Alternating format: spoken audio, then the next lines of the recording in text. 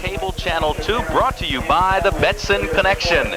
Today we're here at Cary Field in Ocean City, where the host Red Raiders will take on the Egg Harbor Township Silver Eagles in what might be the game of the year in high school football. We have two unbeatens going head-to-head. Ocean City is 6-0, already has clinched the Division II championship.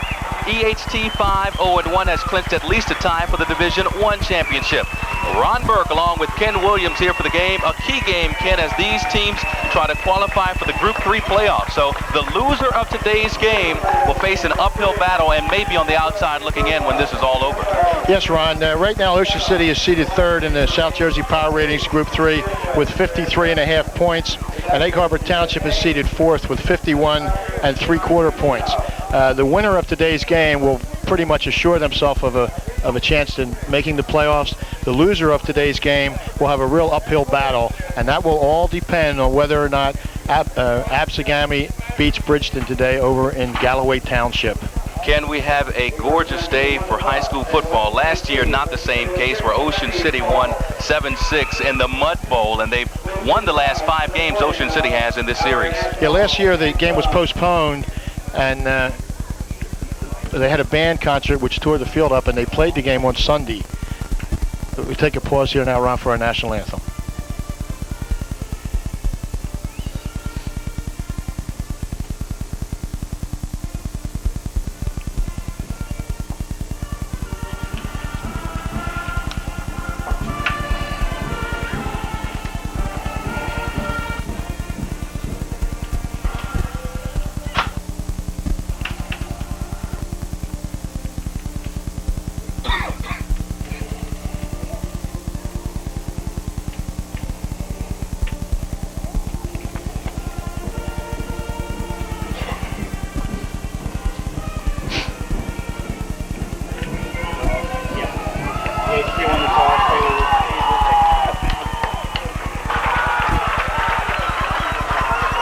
All right, let's play some football. EHT won the toss and will receive the ball, and the two principals in the offensive backfields of these respective teams, Ken, we're looking at a solid matchup as we have two of the more exciting players in South Jersey football. For EHT, Andrew Parker, a 5'8 junior, and for Ocean City, 5'9 sophomore, Kevin Sinclair. This is Andrew Parker's third year, and this is Kevin Sinclair's second year. In fact, he was injured last year. I think this is his 14th game. And statistically, the two of them are almost identical. They both have 142 career points. They both have 23 touchdowns. Kevin Sinclair has 17 touchdowns this year, and Andrew Parker has 9 of those 23. As we mentioned, the Eagles will receive to start this ball game. Jim Wires is the kicker for Ocean City. Usually there's a wind here, Ron, and it looks like today there's no wind. Usually it's a pretty good wind off the ocean, and today there's no wind, but neither one of these teams likes to throw the ball too well or too much, so I don't know if a wind would be a factor or not. That's Orlando Santana back deep to await the kickoff. He won't get it, though. Kickoff to about the 18, taken across the 30-yard line, and he's down at about the 32. That is where the Eagles will begin their first offensive series. That was Ed Bertino that returned that. He's the fullback, and he's a very powerful runner.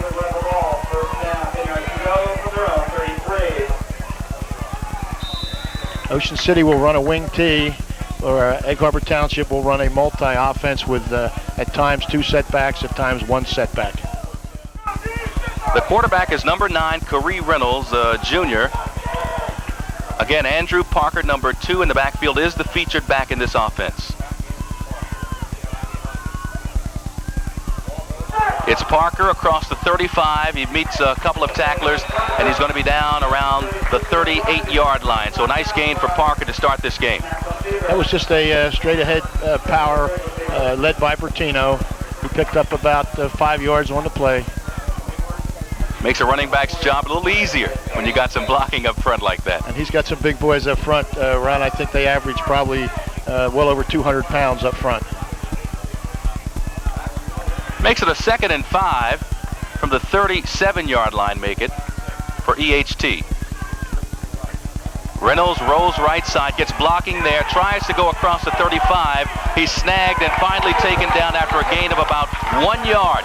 Good tackling right there by the Red Raiders, as they never gave up on the pursuit and were not fooled at all by the slight play action on that play. I think that was a quarterback roll. I think if we look at the replay here, I think it was a design run all the way, and the pursuit by Ocean City was excellent, and they stopped that play for virtually no gain. Third down and 5 now for Egg Harbor Township.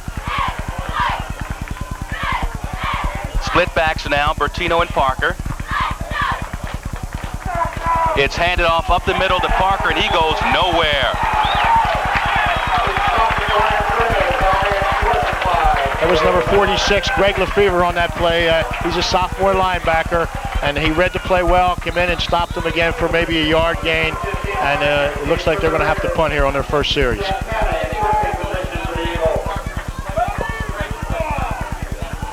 It's Orlando Santana punting. Gets off the kick, a low kick. Hits at the 35, where it's picked up there, taken across the 35. Well, actually, it's going to be down right about the 35. That was number 15, Dan Wagner, that returned that punt, and it gives Ocean City a pretty good field position at their own 35-yard line. Well, the Red Raiders defense setting a tone early on in this game, Ken, and that was a nice back-to-back defensive series of stops there. And now the offense gets its shot, and we'll see what the Red Raiders are going to do with the ball. Stephon Davis, the quarterback. Fakes, rolls right, looking to throw. Throws downfield, intended for number 15, Dan Wagner. Incomplete. It'll be second down. Ocean City, in most of their games this year, have run the football. Last week against Cumberland, they did get behind, and I think they threw the ball around 29 times. Stephon Davis has been alternating at quarterback with Matt Lefevre, and Davis gets to start today. And it looks like that Ocean City is going to come out and open up their offense a little bit and try to throw the football. So second and 10 from the 35. Again, the man you want to watch is Kevin Sinclair, the fullback, number 43. This time it's handed off to him. He gets only a gain of about 2 yards. Sinclair taken down at the 37. Tough running against that Egg Harbor Township front run. They have some big boys in there, and they're ranking. They're ranked second in defense in the entire Cape Atlantic League. So their yardage is very stingy against that defensive front. Third and 8 now for the Red Raiders from their own 37-yard line. Davis hands off to Jason Tarvis across the 40, down around the 45-yard line. It's going to be close. I think he's going to be about a yard short. I think he was knocked out of bounds at about the 44-yard line. About a yard short. And it sets up a fourth down situation, and the Red Raiders looking at the punt. Sean McDowell, the punter, gets this one off, end over end, and it'll go out of bounds at the 25-yard line.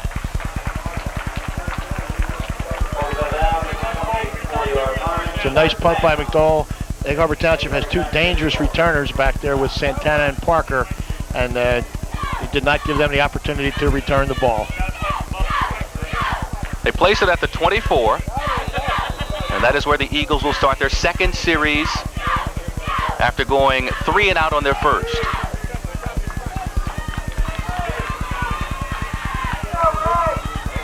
Red Raiders made a nice couple of defensive statements in that first series. Now facing Kerry Reynolds and bunch a second time. It's handed off to Parker up the middle. He won't get much, if any. It's going to be a gain of 1 at the most, as Andrew Parker got the handoff up the middle, and the Red Raiders defense very stingy early on, Ken. Yes, they have. Egg Harbor Township's first series, they came out in a double tight formation, which they have not shown much this year. This series now, they've come out with their two split receivers, so I would look for them to open up a little bit more.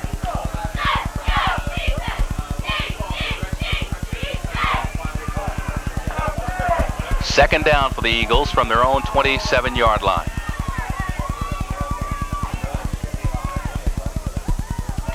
Reynolds rolls left. Finds some room, finds a lane across the 35 or in around the 35-yard line. It'll be very close. And it's going to be close to a first down there. Again, that was a designed roll. I don't really think he intended to throw that football that time. He got to the corner, and they're trying to use his speed outside. The marking gets short of the first down, brings up a third down, and Ken, that was like the play in the first series where he came to the near side, was unable to find running room. That time he did find something on the left side. Yeah, I guess they feel if they can get him loose outside, they can run that inside trap to their fullbacks with some success. Third and a long one for the Eagles.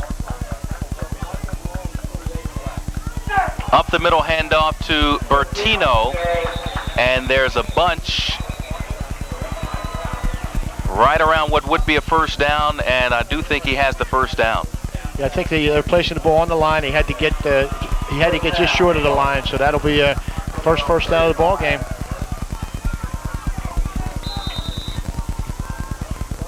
So they'll move the sticks, 1st and 10 for Egg Harbor Township from its own 35-yard line in a scoreless game here at Cary Field.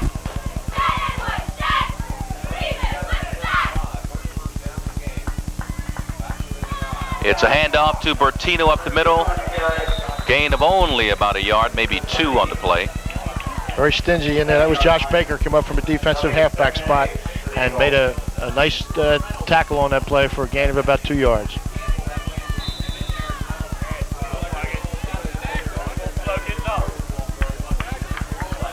Brings up a 2nd and 8 for Egg Harbor Township.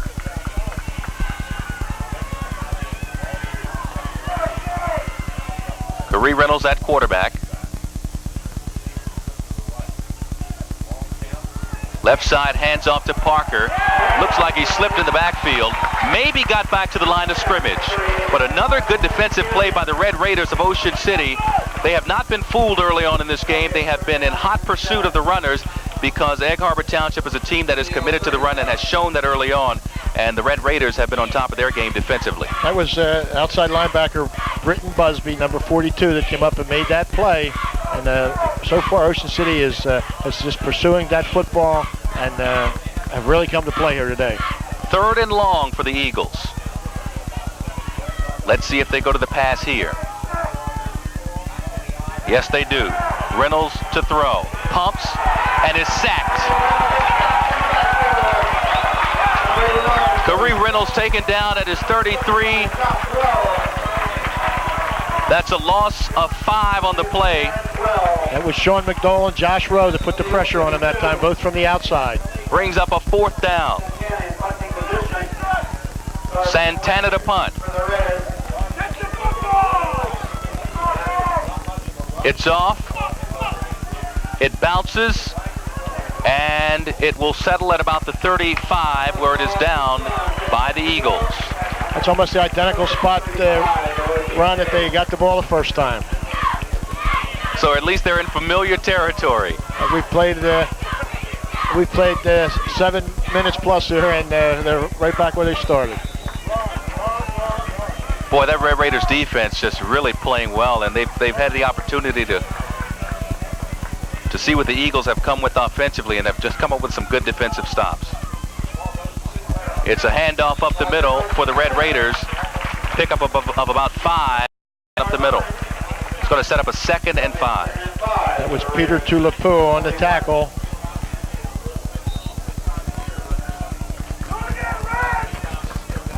Talking to Ocean City's coaches before the game, they were very concerned about Egg Harbor Township coming out and just pounding the ball at them, and so far they've handled it very well. The quarterback is Stephon Davis. Handoff left side to Josh Baker. Finds some room and goes down along the sideline before he's taken out of bounds in Eagles territory across the 50. And a nice run on the left side by Josh Baker, picking up a big gain. Yes, Ocean City's other 2 backs are very unheralded. Josh Baker and Jason Tarvis both run the ball extremely well. So they're in enemy territory. First down from the Eagles 47. This is Sinclair trying the right side. Finds room up the middle. Bangs ahead for a gain of 9. That was a toss to the right, and he cut that back, picked up about 9 yards on the play. Here comes a replay on that, Ron. If we look at it, see the toss to the right. Boy, he just picked his way through that hole. And just came back. Number 3 for Egg Harbor Township was there, Stephen Foster, and he cut it up inside of him for a 9-yard gain. The clock running, 3:30 in the first quarter of a scoreless game. 2nd and 1 for the Red Raiders. It's a handoff left side. Nice gain, first down run inside the 35 where he's taken down at the 33. I think we have a little motion on Ocean City. I think that's going to come back. That's the first penalty of the game. It looks like one of the Ocean City backs must just have leaned a little bit before that snap, and the official caught him. So that'll nullify the first down. Well, it's our first penalty of the game in what so far has been a feeling out process by both teams. And I guess while we're on the penalties, I'll give you the officials for today. The referee is Joe Pietropola, the umpire Ron Satterhoff, the linesman Ray Berkey, the line judge Ed Johnson, the back judge is Jeff Haynes, and the timer up here in the booth is Don Marandino. 2nd and 7 from the EHT 43-yard line. It's up the middle to Sinclair. Picks up about 3 to the 40. It's a little inside trap straight ahead, and Egg Harbor Township was there to make the stop. 3rd and short now, 3 yards to go for the Red Raiders of Ocean City as they try to make up for that penalty that cost them yards when they were on the move, had a nice drive going, and we'll see if they can convert the 3rd down opportunity. They had a first down, it was called back. Pitch right side, Sinclair swings way right, and he is going to be brought down after no gain on the play. That was a real nice play by Vaughn Smith, the corner on that side, who came up and did not take the fake and made that tackle for a loss, which will now force Ocean City into another punting situation. McDowell to punt. Santana back deep, along with Parker. They are standing at their own 10-yard line. The punt is off, end over end. Parker will gather it at the 10, tries the left side, finds some room, jumps over a tackler. Left side, he's gone across the 35, brought down around the 40-yard line. And I believe he was run out of bounds there. Yes, they're going to say it's about the 39-yard line. A fantastic return by Andrew Parker on the left side. That wall was set up, Ron, if we could see that replay. He took the ball and went to the visiting sideline, set the wall up very nice, and you can see the wall there and the blocks, and he took that down the sideline almost back to where the initial line of scrimmage was. Boy, a nice bit of running by Andrew Parker.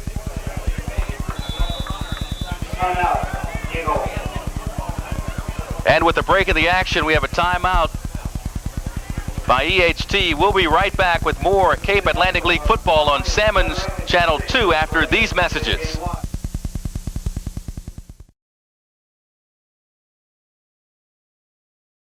Orthopedic Associates have more than 37 years of playing field experience when it comes to treating scholastic football injuries. The Atlantic Shore lineup includes Dr. John Baker, the Holy Spirit High School team physician for the past 17 years, Dr. John Christini, the Egg Harbor Township High School team physician for the past 10 years, and Dr. Fred Dalzell, former quarterback at Princeton University. Dr. Daniel DeMeo and Dr. Ralph Cavalier round out the Atlantic Shore roster. While rehabilitation is Atlantic Shore's expertise, the key element in any winning game plan is prevention. Hi, Dr. Fred Dalzell at Atlantic Shore Sports Medicine. I think as we reach the midpoint of our seasons in football, field hockey, and soccer where there's a lot of contact, one of the most common questions is, how do I know when I have a more serious injury, when I need an x-ray or medical attention? Anytime that you find there's swelling or tenderness along the course of a bone rather than over the fleshy part of an arm or leg, anytime there's swelling of a joint, redness or loss of motion of that joint, or anytime there's instability of a joint, I think these are signs that maybe there's a more serious injury that's occurred. These types of injuries need to be brought to the attention of your trainer, or if not available, have medical attention. From myself, Dr. Fred Dalzell, Dr. John Christini, and Dr. John Baker at Atlantic Shore Sports Medicine, we'd like to wish all the Cape Atlantic athletes a good season and a healthy season. Bagels are the healthiest way to start your day, and the best place in South Jersey to start your day with a bagel is the Bagel Gourmet, located in the Leeds Point Shopping Center, just off Route 9 in Oceanville of Galloway Township. The Bagel Gourmet is the official bagel home of the Betson Connection. Stop by any Saturday or Sunday morning, and you'll find Chuck Betson, host of the Betson Connection, waiting for his weekly bagel allotment from the Bagel Gourmet. The crowds have been so big at the Bagel Gourmet that the facility has been recently expanded to meet the customer demand. The Bagel Gourmet offers 14 different kinds of bagels for your enjoyment. Egg bagels, garlic bagels, blueberry bagels, poppy seed bagels, plain bagels, and cinnamon raisin, the favorite of the Betson Connection. That's the Bagel Gourmet, open daily from 7 a.m. to 3 p.m. in the Leeds Point Shopping Center in Oceanville. When Chuck Betson wants to make a bagel connection, he calls the Bagel Gourmet. Whether it's before or after the game, Sabati's Sub Shop is the place where Cape Atlantic League football fans go when they are hungry. Sabati's Sub Shop's offering a special during Cape Atlantic League football season, $1 off a whole sub. Just mention the Betson Connection Cape Atlantic League edition. That's Sabati's Sub Shop in the Leeds Point Shopping Center, Route 9, Oceanville. Dial 652-9196.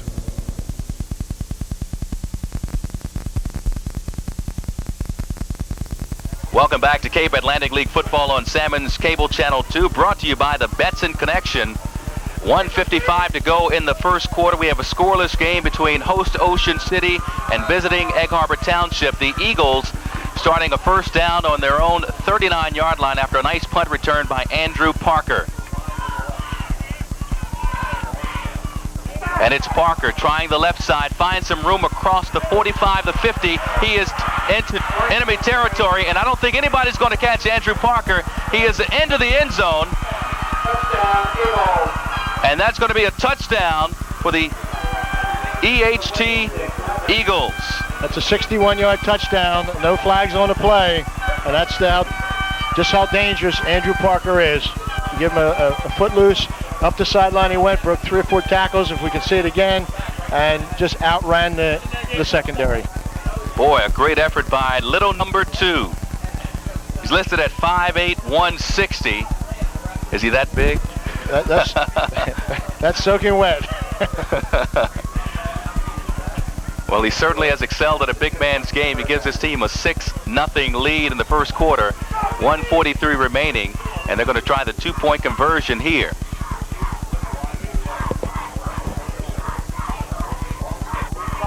And it's going to be up the middle for the handoff, and yes, the signal is that it is good. So that is a 2-point conversion that is successful for EHT. Make it an 8-0 lead now for the visiting Eagles, who go on top. That was just a straight-ahead play to the fullback, Peter Tulapua, and he was hit about the 1-yard line and carried the defenders into the end zone.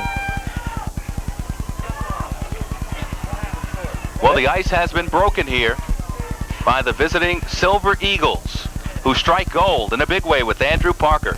Last week we had a battle of the Dimmick Elliott from Atlantic City and Andrew Parker, and when that was all said and done, it was 14-13, and both backs played about even. Today we have the battle between Sinclair and Parker, and right now here in the first quarter with that 61-yard run, it looks like Andrew Parker is off to the fast start.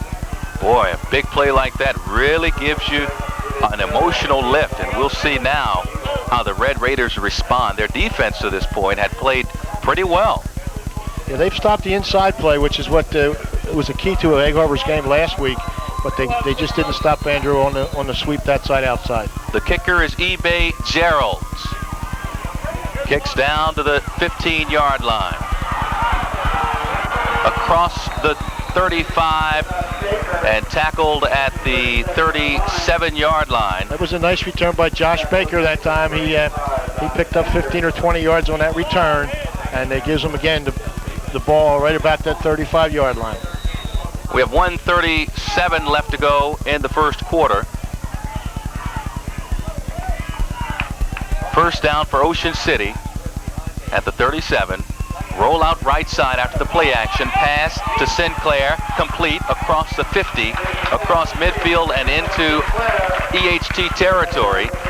That was a waggle where the quarterback takes the ball, fakes the handoff, and bootlegs it to one side and hit Kevin Sinclair, who had come out of the backfield, pickup of about 15 yards. You see the fake, He rolls to his right and hits Sinclair, who had come out of the backfield for a first down, which was a very well executed play, very well designed and very well executed. That's the way you draw it up, and that's the way it worked for the Red Raiders.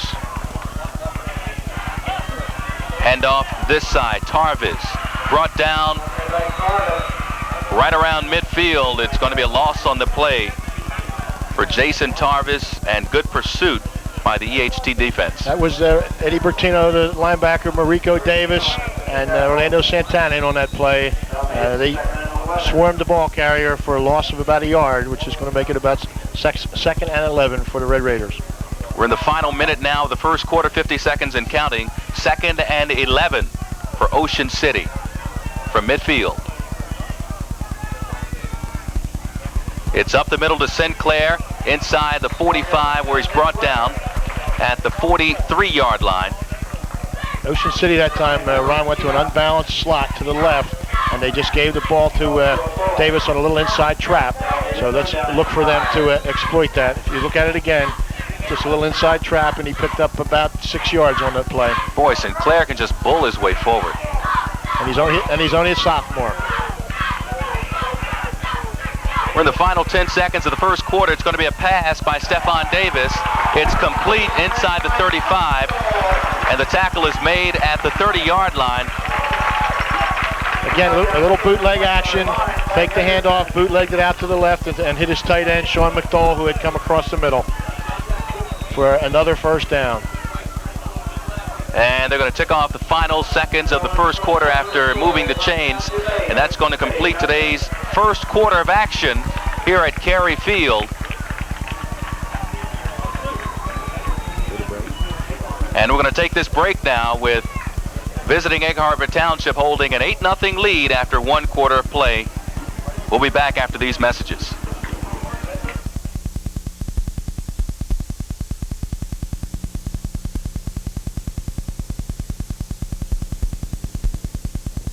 After the game, if you're looking to score big with your taste buds, the Gourmet Italian Cuisine and Pizzeria is the place for you. Whether you're looking for subs, pizza, or a gourmet dining experience, Gourmet Italian Cuisine has both in its game plan. Check out their daily lunch and dinner specials. Sunday through Thursday from 3 to 5, they have early bird specials starting at just $5.95. Gourmet Italian Cuisine and Pizzeria is just a first down away from the Betson connection at Pitney and Jimmy Leeds Roads in Absecon. Call 652-1398 for pickup and delivery. The Giuliano family would like to invite you to enjoy an unforgettable dining experience. Located at Ocean Heights Avenue and Zion Road in Bargaintown, Giuliano's is open for lunch 11:30 to 3 daily and dinner from 4 till 11. Try a tempting appetizer while your entree is cooked to order. Relax in Giuliano's lounge with a snack and a cold drink. Or visit Giuliano's packaged goods store with a wide variety of spirits and cold beer. For a family restaurant with family prices, come to Giuliano's, Ocean Heights Avenue and Zion Road, Bargaintown, 927-6363.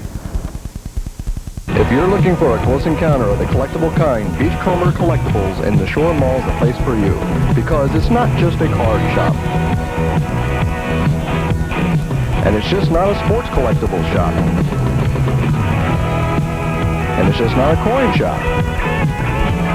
And it's just not a comic book shop. How you doing? I'm Tomorrow Latino Lounge shop here at the Beachcomber. They have everything. During the past several weeks, Atlantic County residents have been subjected to negative, mudslinging political advertisements by the opponent of freeholder Tom Russo. What his opponent will not tell you is that Tom Russo voted to privatize the county jail food service system, saving taxpayers $300,000 a year. Tom Russo voted to trim the 1993 county budget by $816,000.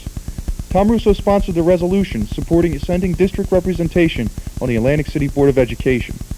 Tom Russo played a key role in the completion of the repairs to the Dorset Avenue Bridge, the repaving of Ventnor Avenue, the new traffic light at Dorset and Wellington Avenues, and Jerome Avenue's repaving, to be completed by the end of 1995.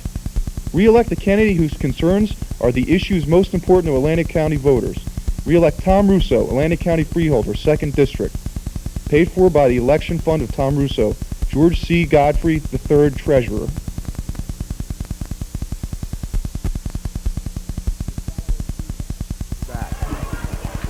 back to Cape Atlantic League football on Sammons Cable Channel 2, brought to you by the Betson Connection. We're starting the second quarter. Visiting Egg Harbor Township holds an 8-0 lead over the host Ocean City Red Raiders.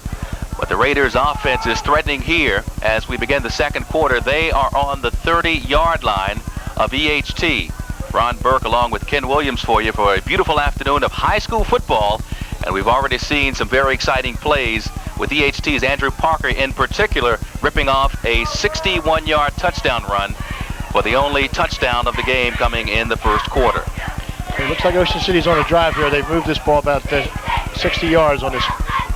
This is Josh Baker, who finds some room, picks up about 5 down to the 25-yard line. They are moving the ball effectively both on the ground and in the air, mixing it up quite nicely. They started about their own 35, and now they're down to the Egg Harbor Township 25, so this is a nice drive. 2nd and 5 for the Red Raiders.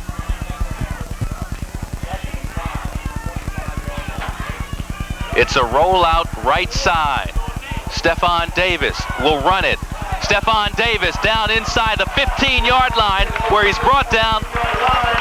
A good play by Stephon Davis, had nobody open to throw to, decided to tuck it in, eluded a tackler or two, and picked up a nice gain. And I think that's going to come back. You see him roll out here, does not have it, tucks the ball, and takes it down inside the 20-yard line, but I think it's going to be a holding call, and they're going to bring this one back. And they are walking back, and that is a bad sign for Ocean City. Although on the last drive by EHT, we saw them penalized, and they turned things around. It's been a very well-played first quarter. Both of these teams have played well. There's Coach Gary Degenhardt that you see on the sideline with his offensive coordinator, Skip Angelo. It looks like they're a little upset at that play, but I'm sure that they'll be back. So often things like that can be momentum breakers. Especially in high school football when you don't throw the ball a lot. A 15-yard penalty can be devastating. Make it 2nd and 13 yards for Ocean City. It's Sinclair, and he'll get about 4, maybe 5 of those yards back. They are in 4-down territory now, Ron, so it's not like they have to run 3 plays and punt. They're in 4-down territory. They're inside the 30, so they will, I'm sure, run the 4 offensive plays in the series. Well, they picked up a nice 5-yard gain there by Sinclair, brings up a 3rd and 8. On the 29-yard line of EHT are the Red Raiders.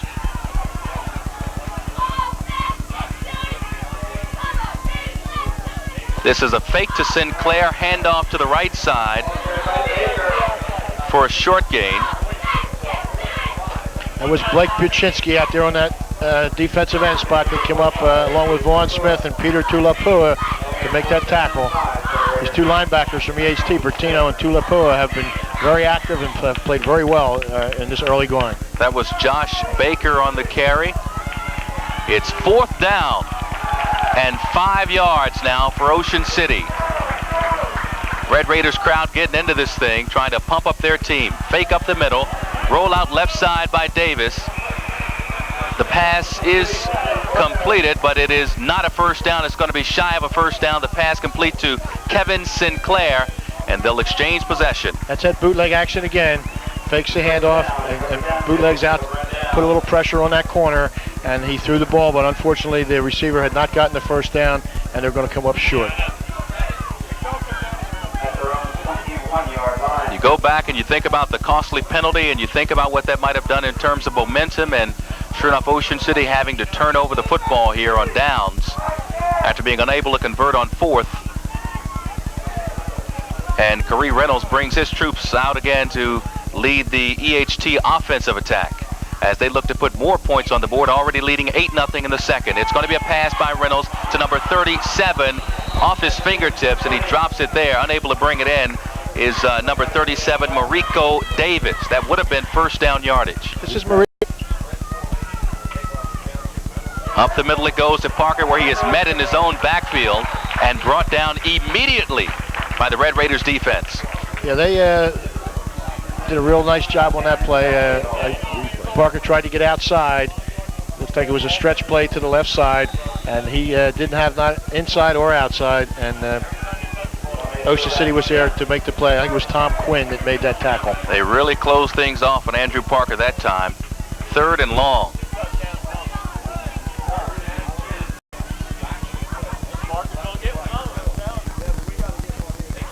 Roll out right side. He'll run it. And he's going to be close to first down yardage there. Needed 10. It was 3rd and 10 for EHT. And the quarterback, Corey Reynolds, keeping it on the right side, was taken out near the first down marker. Okay, I think he is shy of a first down there. They marked him out of bounds, I believe, before the 30-yard line. So he's going to be a couple yards short here.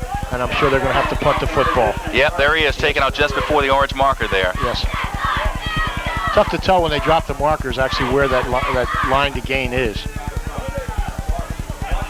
Ooh, nearly blocked. But he gets it up at the 35. It's picked up there and out of bounds at the 40-yard line. That was Jason Tarvis. That was a fine punt that time. Got him out of a deep hole, and they'll give Ocean City the ball on their own 39-yard line. Well, they had a nice rush there and looked like they might block that one. So, yeah, great effort to get that one off. That was one of Santana's better punts. Ocean City at its own 39-yard line, looking at first down. 8.5 minutes to go here in the second quarter play, and the Red Raiders with the ball, trailing EHT 8-0 after an Andrew Parker touchdown run in the first quarter. The pass deep, no one open, almost picked off. And Stephon Davis fortunate that that ball was not picked off by Mariko Davis, who made a diving attempt at it. He tried to redeem himself that time for the offensive series, but it just went off his fingertips. Boy, they'd love to get a big play here because they're having to work very hard as we look at that play again. Stephen Foster was not fooled. No, he did not have. I think he probably tried to overthrow that receiver because he was not open, and rather than throw the ball in coverage, he unloaded that. Brings up second down.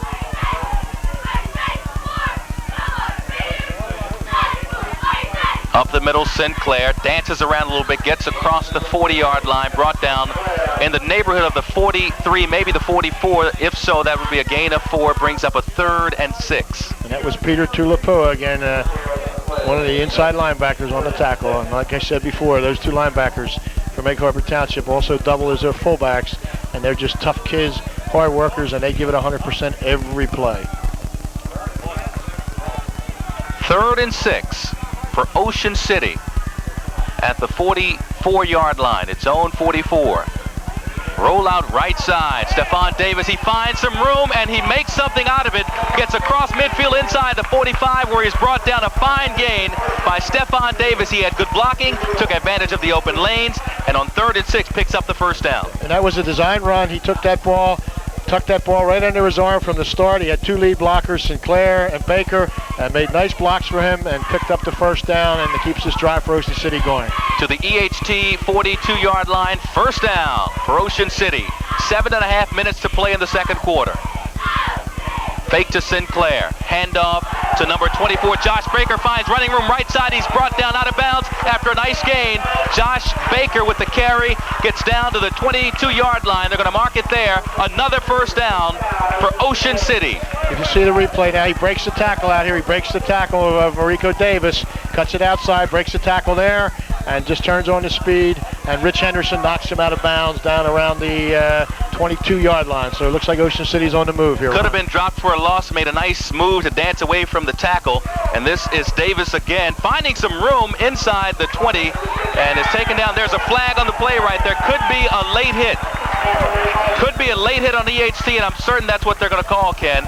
That's going to take the ball down inside the 10. They're going to call a late hit, which is a 15-yard penalty, and that's going to give Ocean City probably and there it is, first and goal inside that 10-yard line. It was number 16, Rich Henderson, coming in after Davis had been taken down. Rich Henderson called for the late hit, and that is a big, big play for the Red Raiders as they now find themselves well within striking distance and in need of a score, down 8-0 here in the second quarter. EHT, knowing the situation, decides to call a timeout, and with the timeout on the field, we'll take this break and go to the Calbee Electric scoreboard. Okay, gentlemen.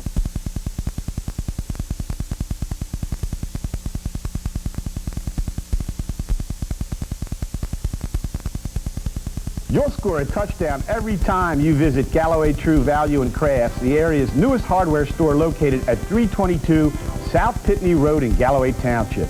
Galloway True Value and Crafts is a state-of-the-art facility equipped to meet the needs of the area's fastest-growing township. This high-tech facility offers specialized computer-matched coloring to make that unique room complete. Galloway True Value also offers rental of floor maintenance machines and a home winterizing center to prepare your property for the winter months ahead.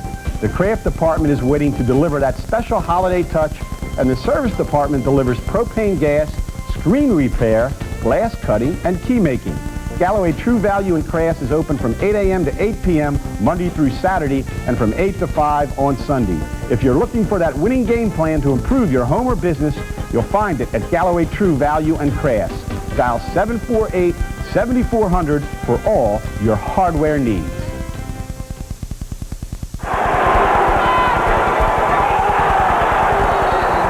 It will be big-time college basketball on the boardwalk on January 7th when LaSalle takes on the University of Massachusetts at the Atlantic City Convention Center in a clash sponsored by the Casino Association of New Jersey. The game will be a homecoming for UMass All-American Lewis Rowe, a 6'8" power forward from Atlantic City High School who is a legitimate NCAA Player of the Year candidate. LaSalle features 6'9" Romaine Haywood, another former Atlantic City High School star. Is Lewis Rowe an NBA lottery pick? Can LaSalle and its coach Speedy Morris find a way to slow down UMass and its City Slicker coach John Calipari, a team with national championship hopes? Call it the Battle of the Atlantic City High School Stars.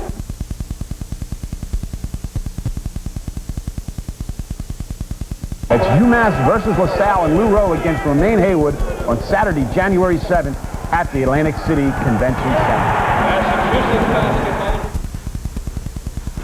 Shoppy Trophy has been a South Jersey winning tradition for over 70 years. Shoppy has a full selection of trophies and plaques fit for any occasion or sport and can be customized with your logo. They have functional gifts like Seiko or Bulova clocks, pens, money clips, and letter openers. If you're looking for something unusual, try Shoppy's collection of Emmett Kelly porcelain figurines. So if you're looking for a gift for a coach, player, teacher, or student, award yourself and go to Shoppy Trophy, the official award maker for Miss America. 1031 Shore Road, Linwood, 653-1684. Who is the undisputed heavyweight champion of Halloween in the greater Atlantic City area? Party Poopers via unanimous decision. Located at Road in Northfield, Party Poopers packs a powerful Halloween punch. In one corner are Power Rangers, the Flintstones, and official uniforms of the National Football League. In another corner are some of the most incredible inside and outside glow-in-the-dark decorations you have ever seen. There's also state-of-the-art Eagles hats and jackets. Party Poopers is open from 9 to 9 on Monday through Saturday and 9 to 6 on Sunday. Turn your Halloween into a knockout with a visit to Party Poopers. Anthony Tony Magna helped build the new Egg Harbor Township, and now he wants to stand by what he has built. That's why he is a candidate for the Egg Harbor Township Committee.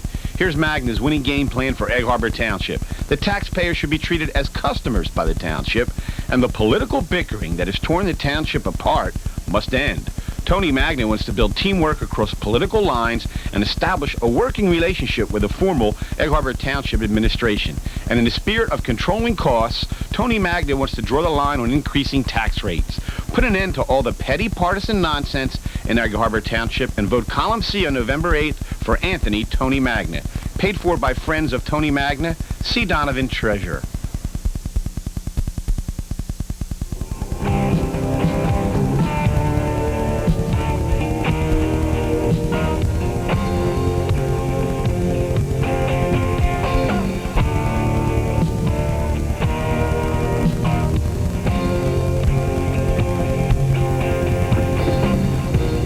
Betson of the Betson Connection on Sammons Cable Channel 2, and I want to make a limousine connection. I call Advanced Limousine 645-2100. Whether it's a concert in Philadelphia, a sporting event at Veterans Stadium or the Spectrum, or a night in the town in Atlantic City, Advanced Limousine is the official limousine of the Betson Connection. Dial 645-2100.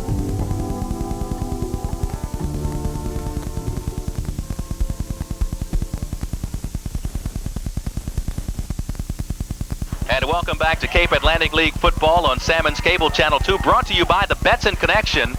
7:18 to go in the second quarter of play. And Ocean City down 8-0 to Egg Harbor Township finds itself inside the 10. First and goal for the Red Raiders, who have moved this ball well and benefited from a key personal foul penalty. This is Kevin Sinclair inside the 10, down to around the 6-yard line, gain of about 3 by Sinclair.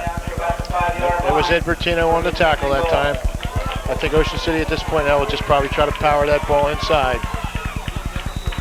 They have come back nicely after falling down 8-0. They struggled a little bit at times, but on this drive they've moved the ball effectively. That's a credit to Coach Degenhardt and his coaching staff, who we'll mention in a few minutes.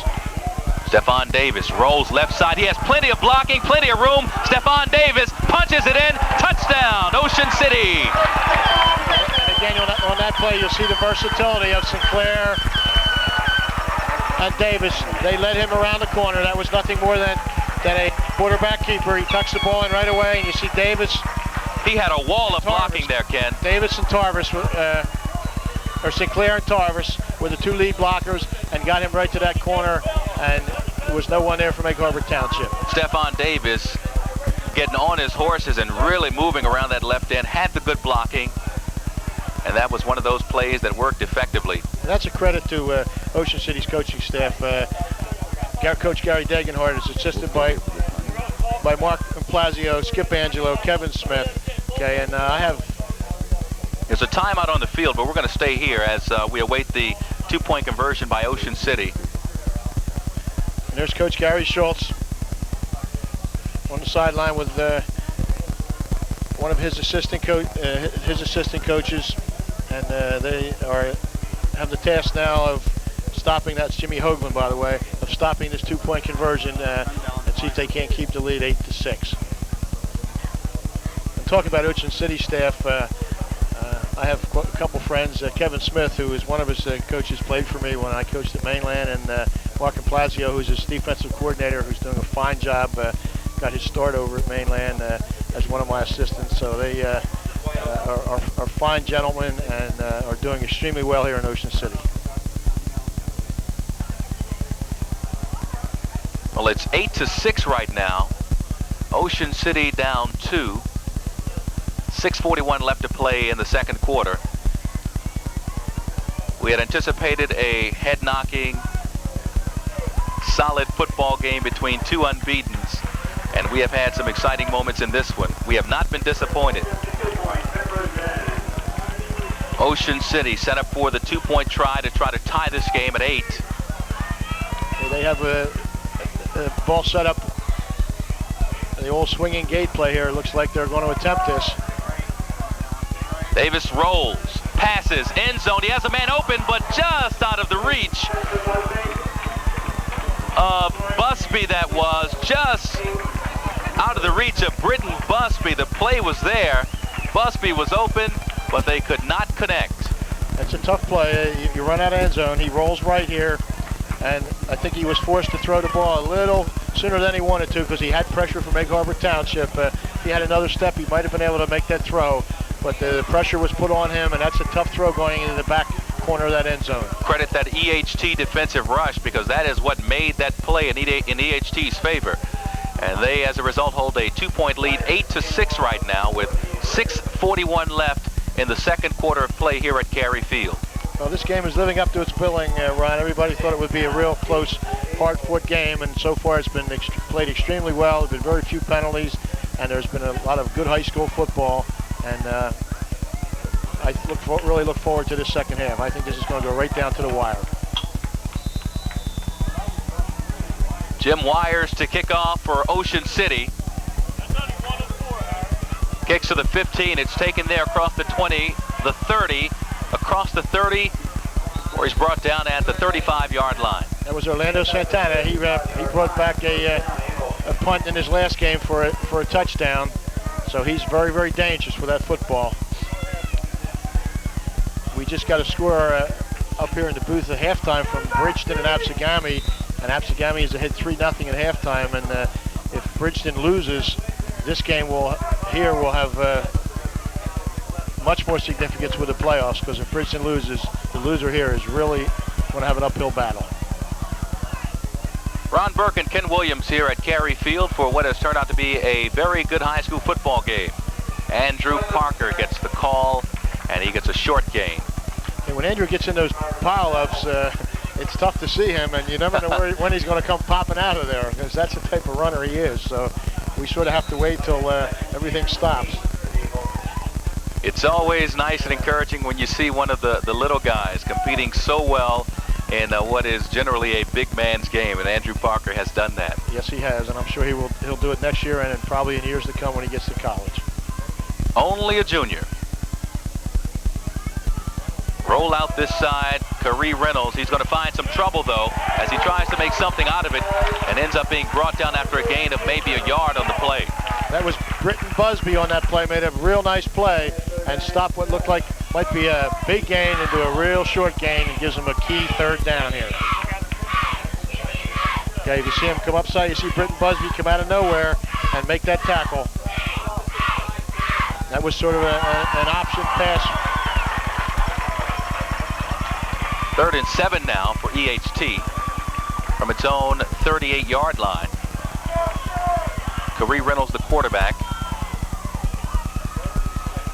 And up the middle he goes to Andrew Parker, shakes a tackle, and he picks up the first down across midfield, down at about the 45-yard line. A nice gain by Andrew Parker, shaking a tackler, picking up the first down. He never stopped thinking, go forward, go forward, go forward, and that resulted in a huge gain. It was about a 16-yard gain, broke a couple tackles. That was unbalanced to the left, and he cuts it back here to the left where the unbalanced side was. But he gets a couple nice blocks in there and almost breaks it. Somebody got a hold of his shoe top and just knocked him down. Into Ocean City territory, first down for EHT at the Ocean City 45-yard line. Andrew Parker gets the call again, up the middle, picks up a gain of about 4 on the play. Andrew Parker seems to be getting a feel for this Ocean City defense, picking his holes nicely and picking up the yards. His feet never stop. He never stops those feet. They keep moving, and he just takes what looks like nothing and makes it into a gain.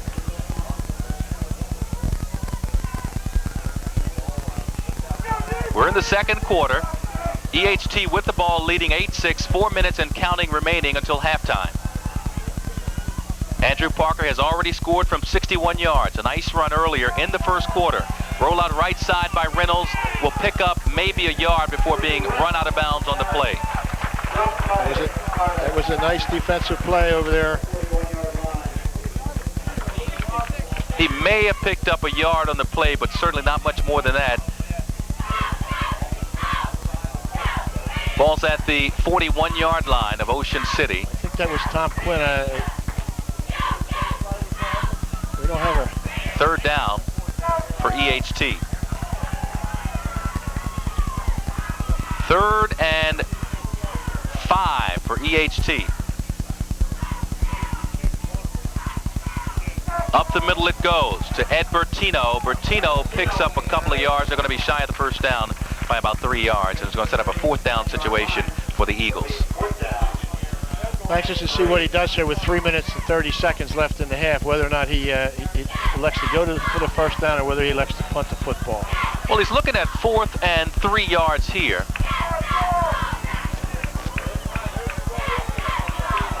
What do you think, Andrew Parker here? Well, he's either going to go to Parker. I would say yes, he's going to go to Parker. All right, split backfield, Parker and Bertino. Reynolds rolls left side. No Parker and Bertino blocking here. Reynolds slips in his own backfield, and he'll take the loss on 4th down. He lost about 6 yards. And I'll tell you, the pursuit that time by the Ocean City defense, if we could see that on the replay, there were 9 red shirts to that side. Well, they used Bertino and Parker to roll right and block for Reynolds, but it didn't work, as the pursuit was just tremendous. And that was a design run all the way, and look at the red shirts that show up in this picture. They just went to that football. So Ocean City takes off on its own 44, left side Sinclair across midfield, brought out of bounds on the far side. And that was just a quick toss to the outside, and he picked up about 7 yards on that play. So it looks like Ocean City's got their offense in gear here, Ron, and they're starting to move the football. It stops the clock. 2:40 remaining, second quarter. And Ocean City with the ball, down 8-6.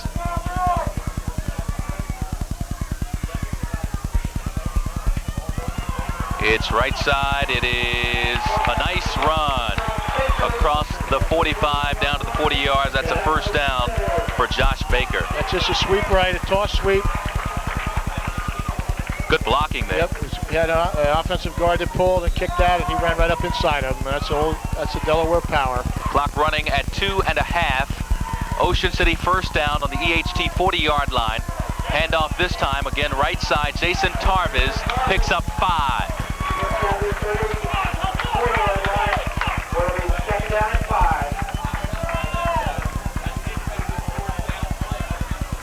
They're having to speed things up, but there is a timeout on the field as Ocean City was trying to gather itself in its huddle. Timeout called on the field.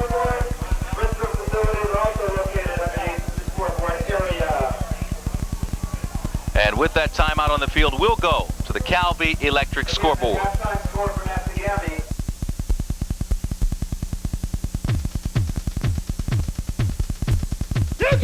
This is a journey into sound. Hey kids, what time is it? This is a journey into sound. Get fresher than this. Get fresher than this.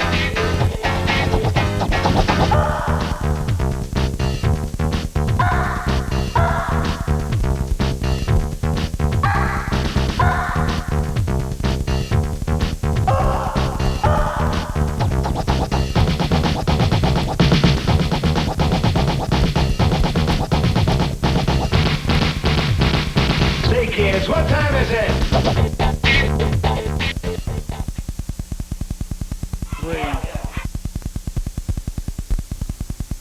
Williams back at Cary Field. We're going to hear from Lucy Jones shortly, who is also with us here.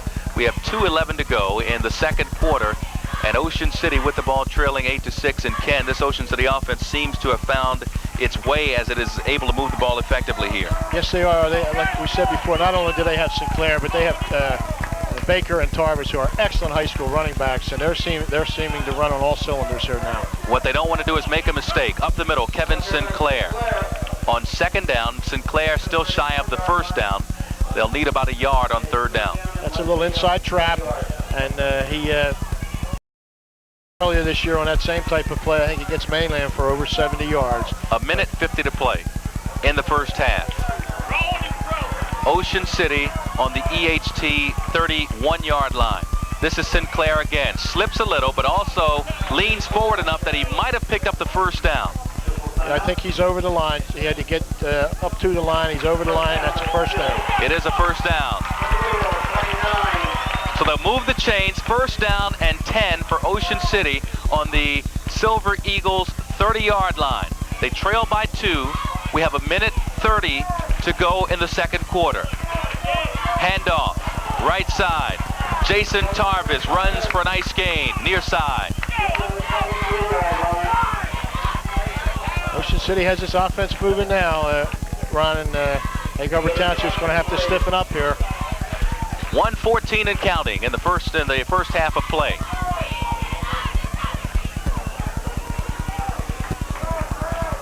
They're on the 24-yard line of EHT. Roll out right side. Stephon Davis gets some blocking. He's going to run it. He'll pick up a couple of yards. There are 56 seconds remaining in the first half, and that is where they stop the clock. Timeout. That's the play that they scored the touchdown on, and then that time Egg Harbor Township had people on the corner and stopped that. At this point, Ocean City would love to gain that needed momentum going in at halftime, and they really control things now. 56 seconds left. They can score either a touchdown or a field goal, preferably a touchdown, I'm sure they would say. But whatever they do, they certainly don't want to give EHT enough time to get an offensive set going. They want to leave them with as little time as possible, and they control that because they have the ball here. This is a key series because they would like to go in and with that touchdown and get a little momentum to start the second half. And the other side of the coin, Egg Harbor Township would love to stop them, and that way would give them a little momentum going in. So this is a very key series, and in a game that's as close as this one, 8-6, this is a real key turning point early in the game. We've seen a couple of momentum swings. We saw the nice long 61-yarder by Andrew Parker. And we saw Ocean City answer back too. They came right back and rose to the occasion. And again, that's a credit to the coaching staff, and both of these coaching staff about them are fine gentlemen and do a real fine job with their respective programs. 3rd and 3, just outside the 10. Sinclair, pitch right side, finds a little room. He is going to have a first down on the play. First down for Ocean City. And as they move the chains, 48 seconds remaining. Ball's on about the 19-yard line, I think, Ron. They'll start the clock. And they have 44 seconds and counting remaining. Running right side, and he does the smart thing by getting out of bounds after a short pickup. Josh Baker. And on this replay, again, that's unbalanced to the right. Ocean City has one more attacker there, and it's just a toss sweep, I believe, and he runs a power to the right. And here it comes on the replay. He hands him the football, and it's a power, and runs right out of bounds after he picked up about 4 yards. And you have to like that about Josh Baker. Heads up play to get out of bounds, and stopping the clock with 39 seconds. And a good call, because it was to the short side, which virtually assures you getting out of bounds. This is Sinclair, pitch right side, but he's brought down quickly at the 15. Ocean City calls a timeout with 33 seconds left in the second quarter. Well, Keg will keep it here, Ron. This is a very key play. I think that's Ocean City's last time out, and they only have 33 seconds left. So at this point, they're either going to have to throw the ball into the end zone or try to get out of bounds. If they keep the ball in the field of play, they may get 1 or 2 plays, but not too many more than that. If they're looking to get out of bounds, this is the short side of the field. They're lined up on the right hash.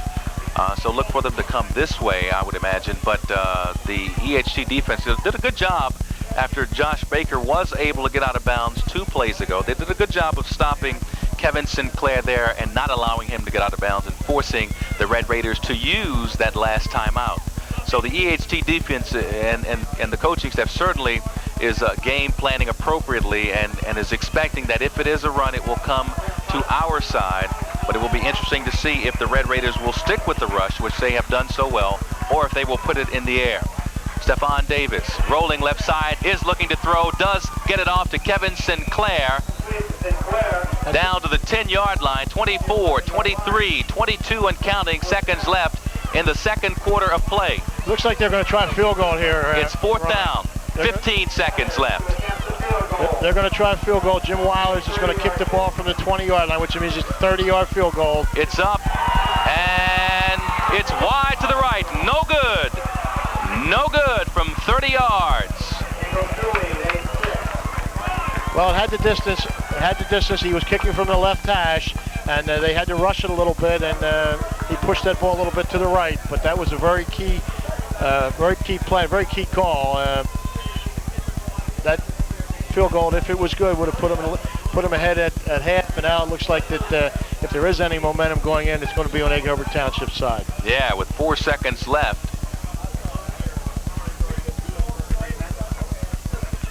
I imagine they'll probably just give the ball to Parker here and try to break him loose. I don't imagine they will try anything fancy.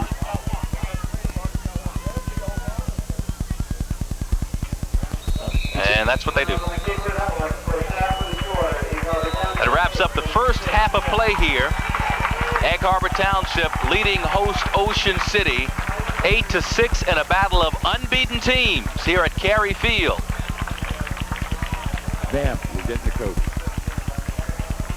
We'll go down to Lucy Jones here now, I think. Stand by. Lucy Vamp, the little guy.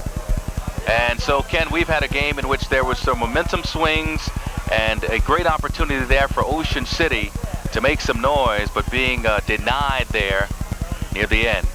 As I mentioned earlier, we have Lucy Jones with us here, and we're going to go down to the field with Lucy. Lucy's going to talk to Coach Gary Schultz from Egg Harbor Township, and You see him right now coming into your picture on the 50-yard line. Well, Coach Schultz dodging some potential problems there. Let's go downfield now. Lucy? Which coach are you? Scoring your spin in this game, so be too expensive. Well, you know, I think it's a tribute to the intensity in which the game's being played on both sides of the ball. It's up to, you know, each squad to go in, try and make adjustments, and try and get their offense moving a little bit better. We certainly hope we do it better than Ocean City in the second half. How much of an advantage is it going in there with a 2-point lead? That'll be enough. Thanks. Back to you, Ron. Thank you, Lucy. All right, a fine first half of football here at Cary Field. Ron Burke and Ken Williams here calling the game. Lucy Jones down on the field, whom you just heard from, and we'll hear more from Lucy later on. But Ken, as we look at this first half of play, we see that true to form, Andrew Parker comes up with an electrifying play for EHT. On the other side, Ocean City has fed Kevin Sinclair, their money man in the backfield, quite often, but having the big play, they have done a workmanlike job of moving the ball down the field. But you have to wonder now, as they go in at halftime, what effect not scoring even 1 point on this drive here will have on them. Well, I think both these coaches will have these kids respond for the second half, and I look for the same type of half. And again, with Sinclair and Parker, they could break it on any play. So this game is far from over. All right, with the halftime now here at Cary Field, we're going to take a break. And we'll be right back with more Cape Atlantic League football on Sammons Channel 2 after these messages.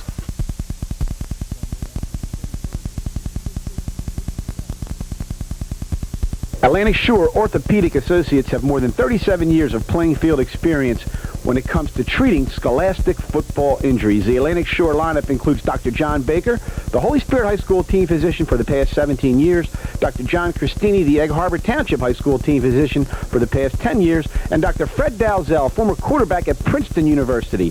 Dr. Daniel DeMeo and Dr. Ralph Cavalier round out the Atlantic Shore roster. While rehabilitation is Atlantic Shore's expertise, the key element in any winning game plan is prevention. Hi, Dr. Fred Dalzell at Atlantic Shore Sports Medicine. I think as we reach the midpoint of our seasons in football, field hockey, and soccer, where there's a lot of contact, one of the most common questions is, how do I know when I have a more serious injury, when I need an x-ray or medical attention? Anytime that you find there's swelling or tenderness along the course of a bone, rather than over the fleshy part of an arm or leg, anytime there's swelling of a joint, redness, or loss of motion of that joint, or anytime there's instability of a joint, I think these are signs that maybe there's a more serious injury that's occurred. These types of injuries need to be brought to the attention of your trainer, or if not available, have medical attention. From myself, Dr. Fred Dalzell, Dr. John Christini, and Dr. John Baker at Atlantic Shore Sports Medicine, we'd like to wish all the Cape Atlantic athletes a good season and a healthy season. Bagels are the healthiest way to start your day, and the best place in South Jersey to start your day with a bagel is the Bagel Gourmet, located in the Leeds Point Shopping Center, just off Route 9 in Oceanville of Galloway Township. The Bagel Gourmet is the official bagel home of the Betson Connection. Stop by any Saturday or Sunday morning, and you'll find Chuck Betson, host of the Betson Connection, waiting for his weekly bagel allotment from the Bagel Gourmet. The crowds have been so big at the Bagel Gourmet that the facility has been recently expanded to meet the customer demand. The Bagel Gourmet offers 14 different kinds of bagels for your enjoyment. Egg bagels, garlic bagels, blueberry bagels, poppy seed bagels, plain bagels, and cinnamon raisin, the favorite of the Betson Connection. That's the Bagel Gourmet, open daily from 7 a.m. to 3 p.m. in the Leeds Point Shopping Center in Oceanville. When Chuck Betson wants to make a bagel connection, he calls the Bagel Gourmet. Whether it's before or after the game, Sabati's Sub Shop is the place where Cape Atlantic League football fans go when they are hungry. Sabati's Sub Shop's offering a special during Cape Atlantic League football season, $1 off a whole sub. Just mention the Betson Connection Cape Atlantic League edition. That's Sabati's Sub Shop in the Leeds Point Shopping Center, Route 9, Oceanville. Dial 652-9196.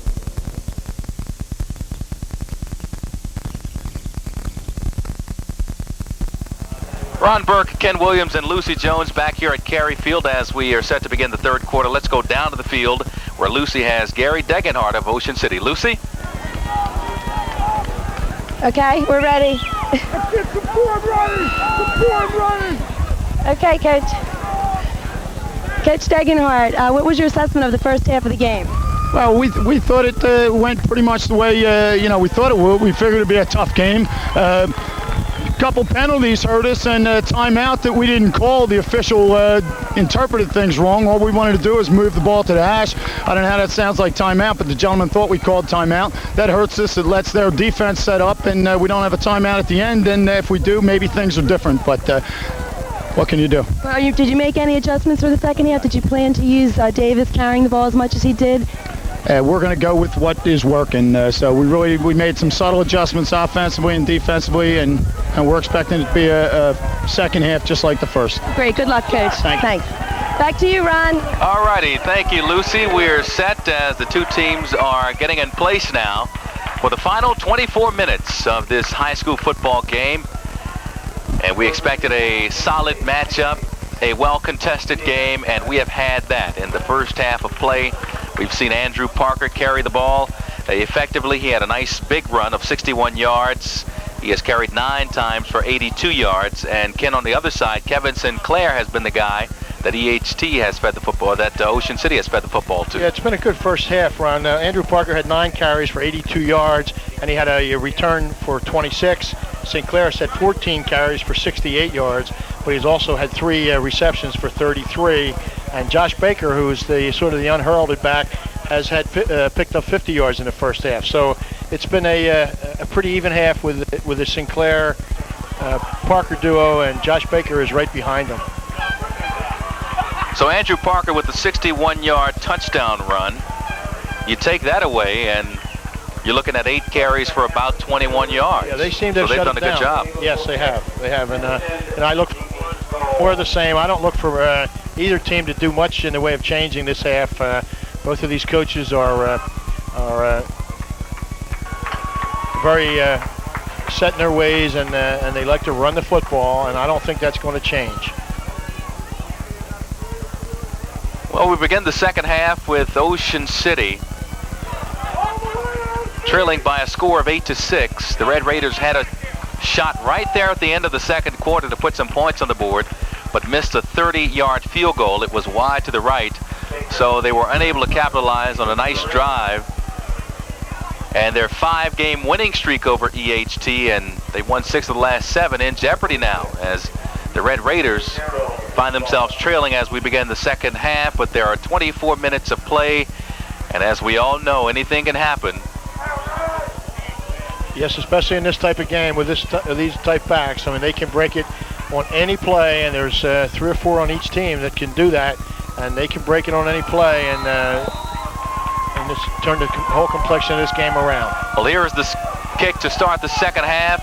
It's taken at the 20, across the 25, and brought down at the 30-yard line. That's where the Red Raiders will begin their offensive series as they now look to go on the move here in the third quarter of play, trailing by 2. Ocean City has been alternating quarterbacks most of the year, and it looks like today they're not going to do that. They're going to stay with Stephon Davis, who scored that touchdown in the first half. And a nice touchdown it was around the end, and he's run that end run quite a few times today in the first half of play. They start from their own 30-yard line. This is Sinclair getting the handoff from Davis, picks up about 4 yards where he's brought down at the 39-yard line. Going to set up a 2nd down and 6 for the Raiders. That was inside of that Egg Harbor Township defense. The big tackles Kevin Bolus and Billy Reed have stopped up the inside there, and it looks like Peter Tulipo is injured on that play. He's the outstanding linebacker, and he's down, but I'm sure, knowing Peter Tulipo, if it's just anything but something real severe, he'll be back. We certainly hope it's not a serious injury, as they tend to him. Ocean City would love to come out and set a tone early and continue what they finished their first half offensive series with, even though it led to no points. They did move the football well, Ken. They were moving effectively. They mixed it up by giving the ball to different backs and allowing the quarterback, Stephon Davis, to get in on the action, running the football, rolling out. Kevin Sinclair carried the ball. Josh Baker, a solid first half. So they would like to mix it up more, I'm sure, and continue with that same kind of movement offensively that they had going there as we approached halftime earlier in the second quarter. Even though they don't throw the ball a lot, they have a lot of versatility. They have Davis can get to the outside with a quarterback keeper. They have Tarvis and Baker and Sinclair that can run inside and outside, and they're all excellent runners. So they have 4 backs that are a threat from anywhere on the field. So they pose a lot of problems to the Egg Harbor Township defense. Makes it so tough on a defense when you don't know whom to key on. You know that any one of 3 or 4 players could be figuring into an offensive play. You just have to read your keys, and it's tough to key on any back with the backs that they have, so they just have to read their keys on the line of scrimmage. And when you play against the Delaware Wing T, which Ocean City runs, there are a lot of keys, and you have to read the keys in order to be successful. All right, Peter Tulapua appears to be okay, walked off the field, and we begin now second down and long 5. Up the middle goes number 24, Josh Baker, and he'll have a first down carry on the play. Josh Baker has really impressed me today, Ron. He gets to the hole in a hurry, and he's got good feet. He picks them up, and he's a very, very good back. If you see the replay here now, this is just a straight ahead, and he dumps through that hole, spins, and picks up that first down. Josh Baker, the only senior in that offensive backfield of the Red Raiders. First down now. Ocean City at its own 41-yard line.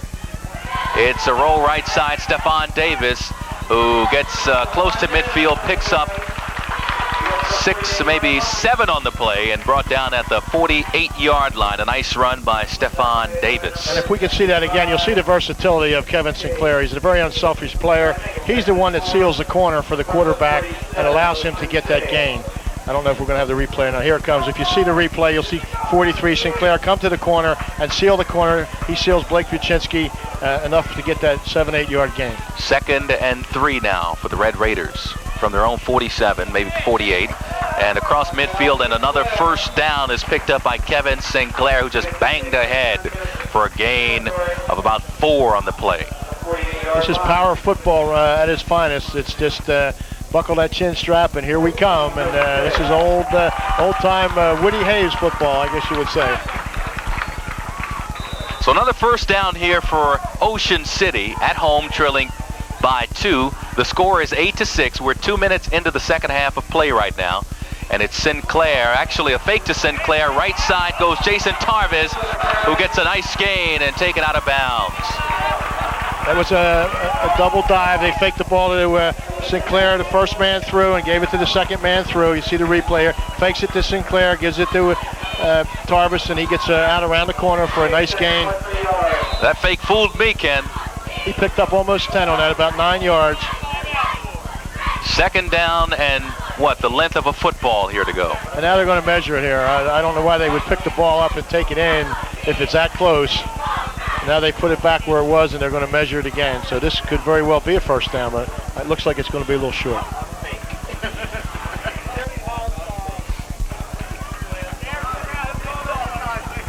They have to bring the chains all the way from the other side. Well, you see the placement there. Well, that camera's right there. Well, look at that. Look at our camera work. Oh, what a great shot. Great work, guys. I'll tell you, the guys in the truck today are really doing an outstanding job. Chuck's away in Florida, and I guess they're trying to overdo things there. And that's our man Lamar on the sidelines, all over that one. Just short of the first down for Ocean City. Second down here. They're working from the 39-yard line of Egg Harbor Township. We're in the third quarter of play. They're waiting to get those chains set. Now we're ready to go.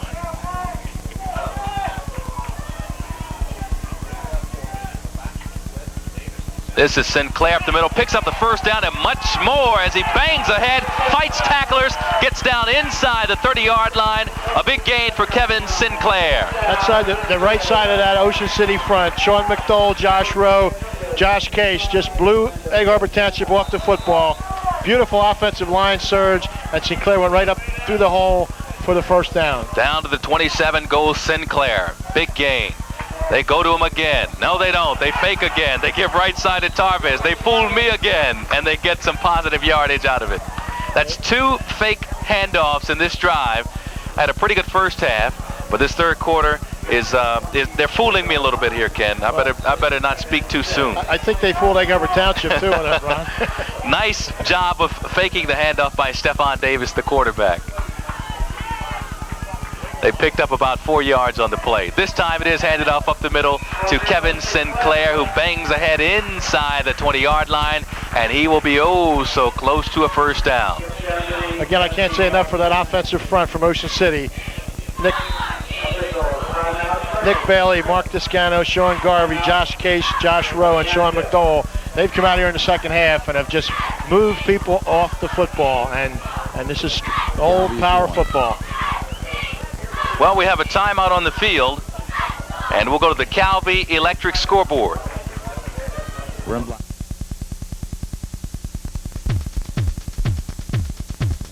got it! This is a journey into sound. Hey kids, what time is it?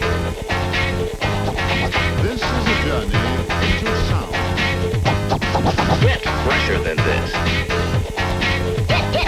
Get fresher than this.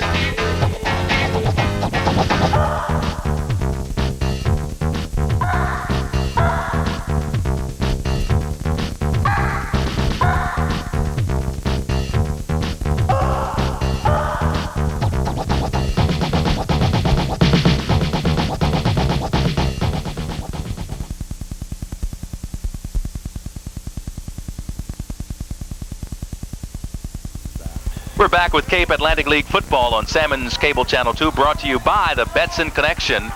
We are in the third quarter play, 8:56 left, 8-6. EHT is leading, but Ocean City on the move now, and it's Kevin Sinclair handoff, and he gets down to the 15-yard line. He picks up the first down because they needed only about a yard to do so.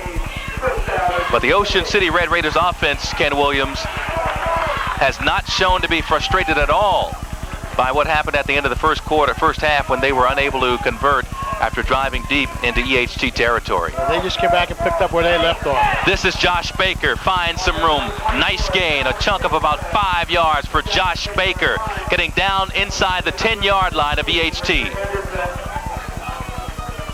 Again, this is just straight wing T power football. And they're just saying, Egg Harbor Township, here we come. They'll run Sinclair a couple of times. And then when the defense is thinking Kevin Sinclair, here comes Jason Tarvis. And then here comes Josh Baker.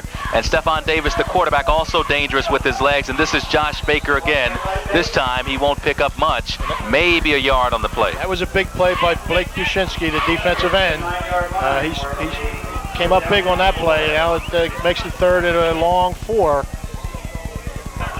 Boy, they really want to get a touchdown here after being denied before. They want to get more than just a little breathing room on EHT. Brings up third down and 4. Sinclair up the middle. And he gets down to the 5-yard line. It's going to be about a yard short. Close to the 5-yard line. He will be short of a first down. This is a key play. This is... 4th and maybe a half a yard. Well, you can bet your bottom dollar on this one. It's buckle up and here we come. 4th down, less than a yard to go for Ocean City. Up the middle, they get it. It's Stephon Davis who picks up the first down with the quarterback sneak. Good line surge by Ocean City there.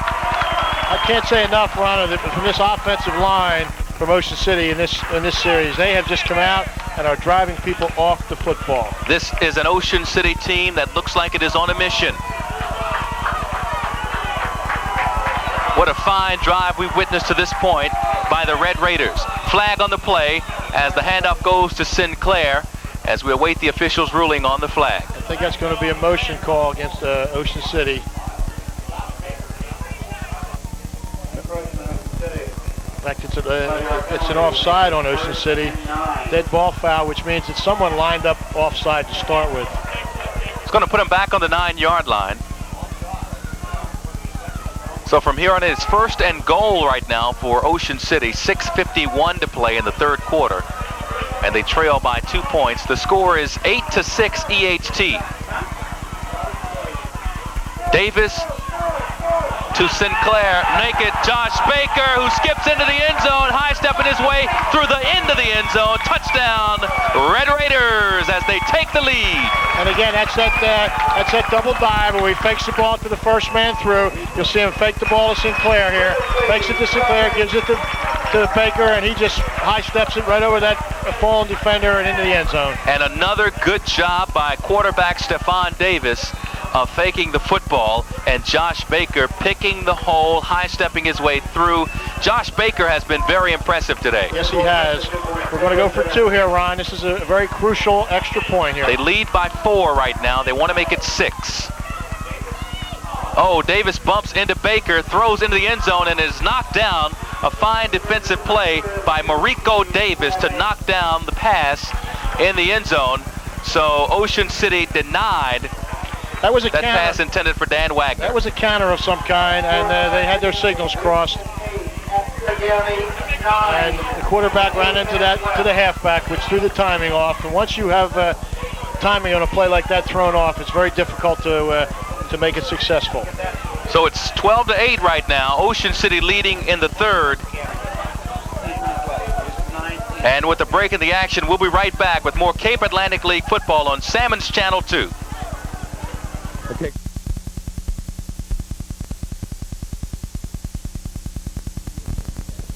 After the game, if you're looking to score big with your taste buds, the Gourmet Italian Cuisine and Pizzeria is the place for you. Whether you're looking for subs, pizza, or a gourmet dining experience, Gourmet Italian Cuisine has both in its game plan. Check out their daily lunch and dinner specials. Sunday through Thursday from 3 to 5, they have early bird specials starting at just $5.95.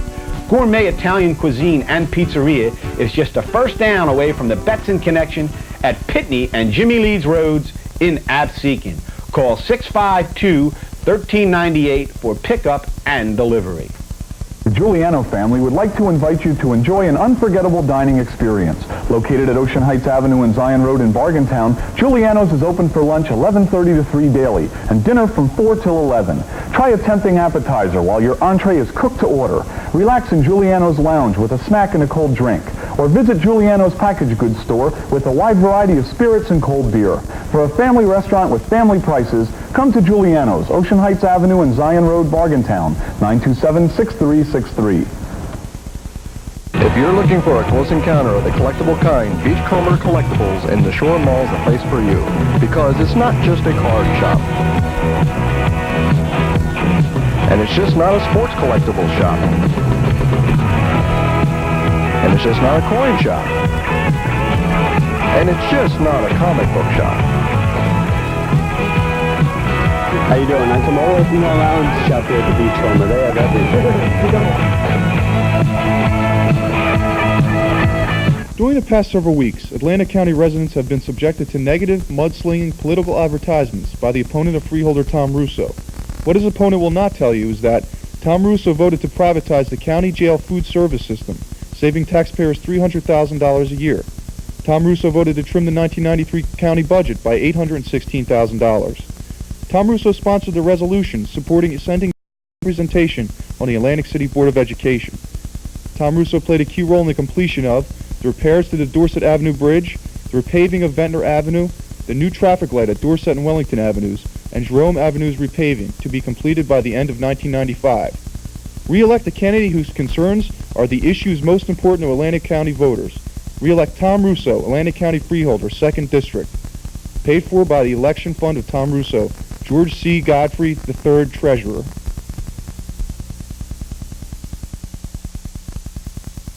Ron Burke and Ken Williams back at Cary Stadium.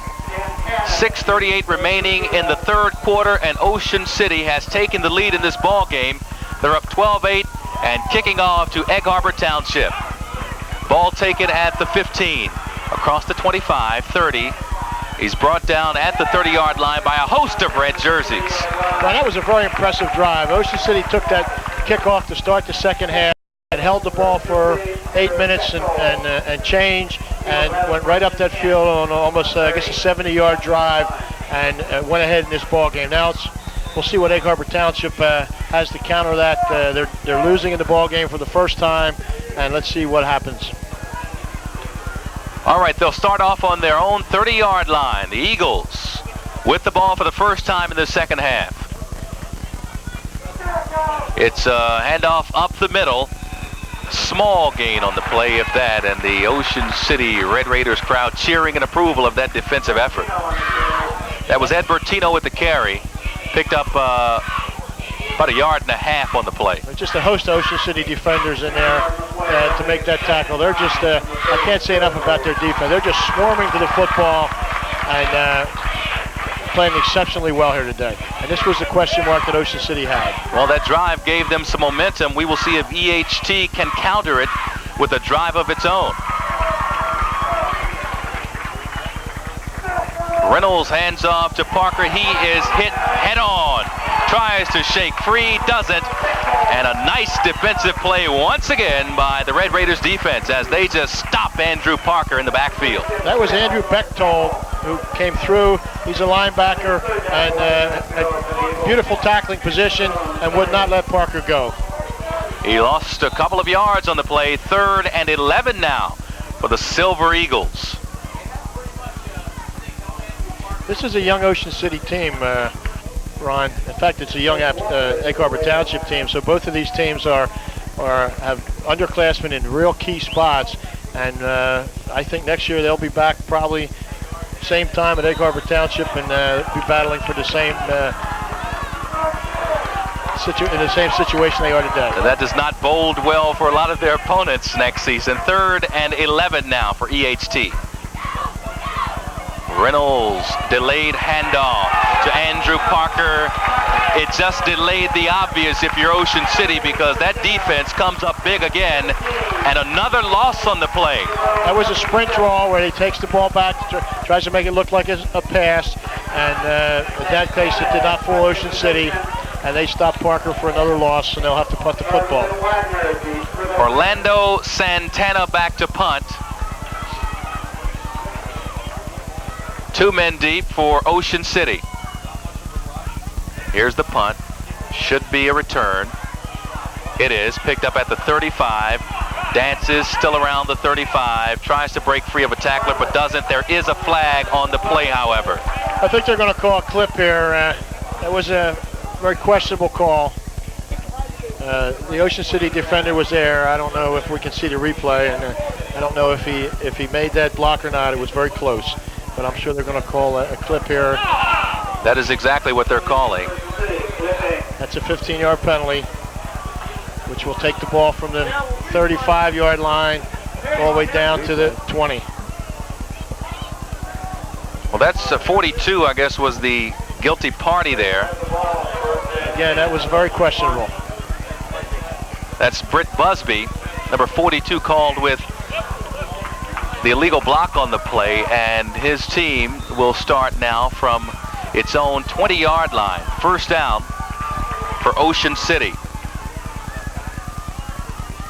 This is Davis around right side, clearly looking to carry, but going to find some problems as he is taken out of bounds.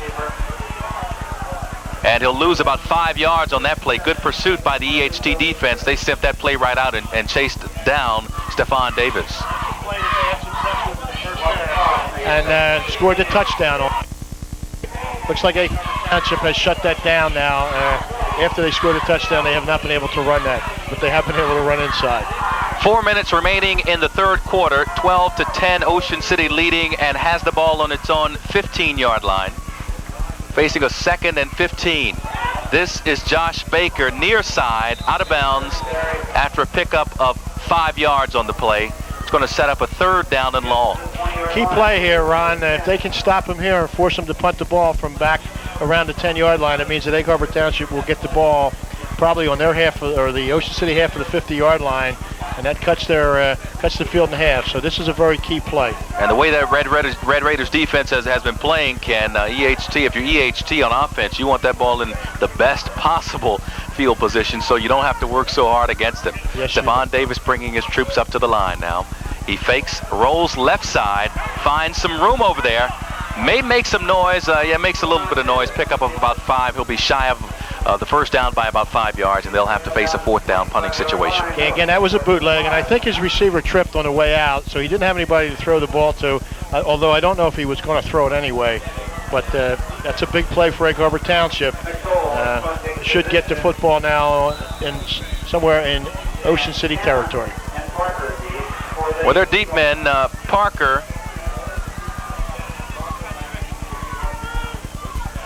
being one of them.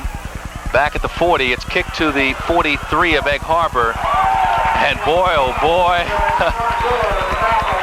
how much can you say about what these tacklers for Ocean City have done today, both on defense and now here on punt coverage? They have just done a solid job of shutting down the EHT offensive attack and return game. Yeah, they're going to get the ball about the 49-yard line. Again, there was punt coverage that time was excellent. He fielded the ball and was almost tackled exactly where he fielded the football. It's not bad field position for EHT. They start out at their own 48.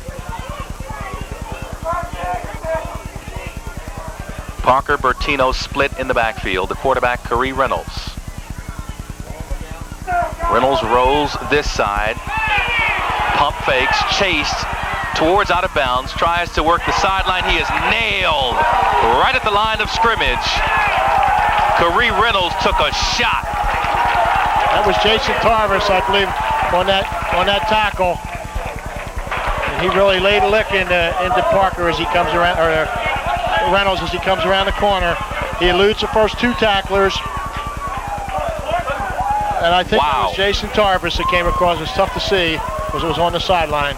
But whoever that was, I got that Ocean City bench fired up with that tackle. 2nd down and 9 for EHT. Reynolds throws the slant pass, in and out of the hands of number 37, the split end of Marico Davis, who lunged forward but unable to bring in that football. Parker's not in there right now, Ron. He had Bertino and Tulipu in the backfield. I don't know if he was injured or not, but Andrew Parker is not in the ball game. If maybe Lucy Jones down there on the sidelines might be able to find out exactly what happened to Andrew Parker.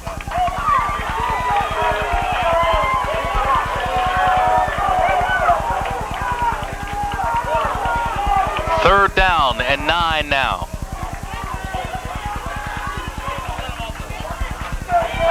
Reynolds to pass, has some protection, now he doesn't.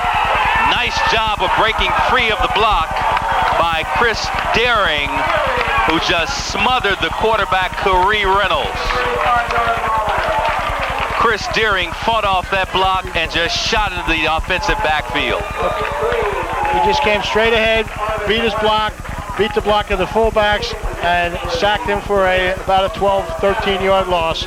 And it looks like at this point, Ocean City, Ron, will not be denied. They are just playing with reckless abandon out here.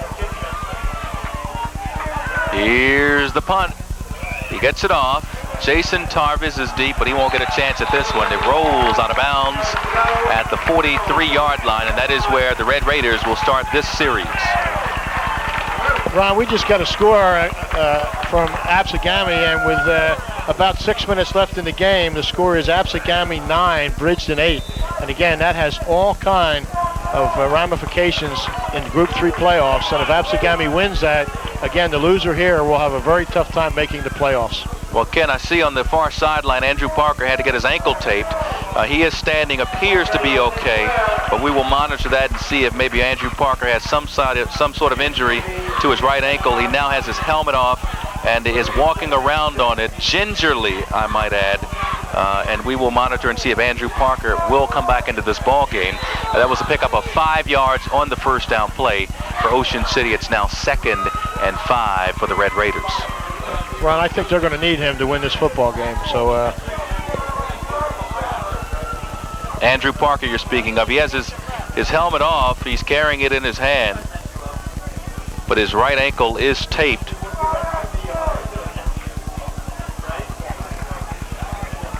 And we will be certainly looking closely at that one. All right, we're ready here. 2 minutes left in the third quarter of play. And this is going to be Tarvis up the middle, and guess what? First down for Jason Tarvis.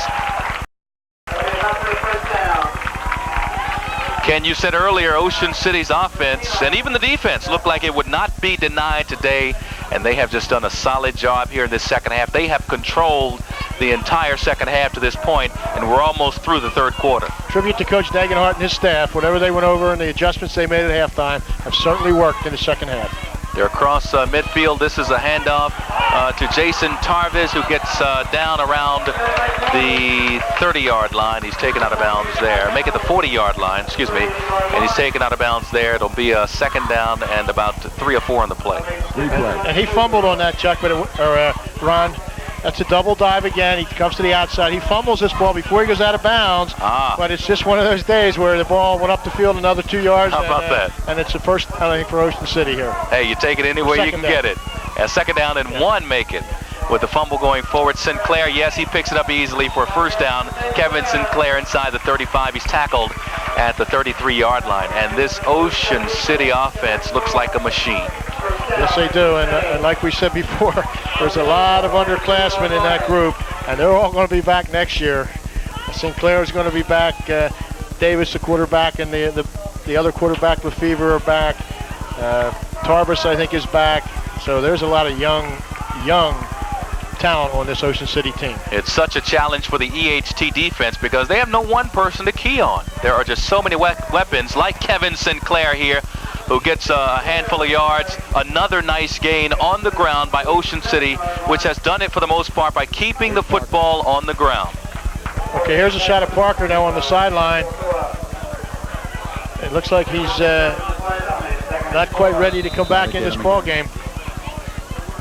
We'll be watching Andrew Parker to see what his status is.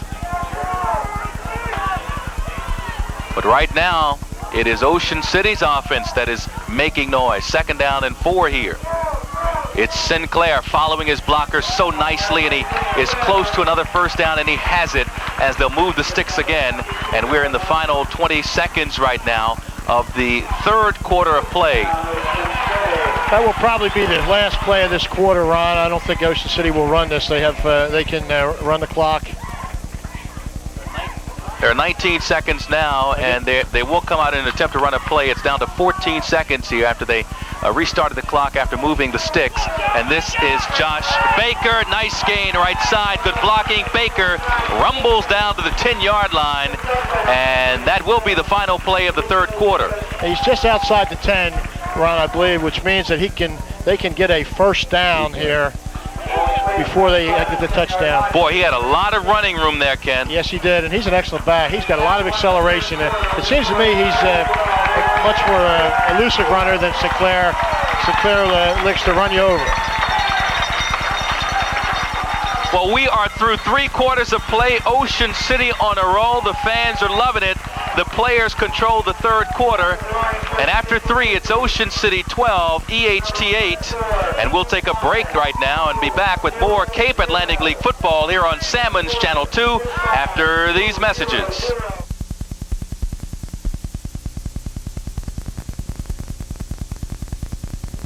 You'll score a touchdown every time you visit Galloway True Value and Crafts, the area's newest hardware store located at 322 South Pitney Road in Galloway Township. Galloway True Value and Crafts is a state-of-the-art facility equipped to meet the needs of the area's fastest growing township. This high-tech facility offers specialized computer match coloring to make that unique room complete. Galloway True Value also offers rental of floor maintenance machines and a home winterizing center to prepare your property for the winter months ahead. The craft department is waiting to deliver that special holiday touch, and the service department delivers propane gas, screen repair, glass cutting, and key making. Galloway True Value and Crafts is open from 8 a.m. to 8 p.m. Monday through Saturday and from 8 to 5 on Sunday. If you're looking for that winning game plan to improve your home or business, you'll find it at Galloway True Value and Crafts. Dial 748-7400 for all your hardware needs.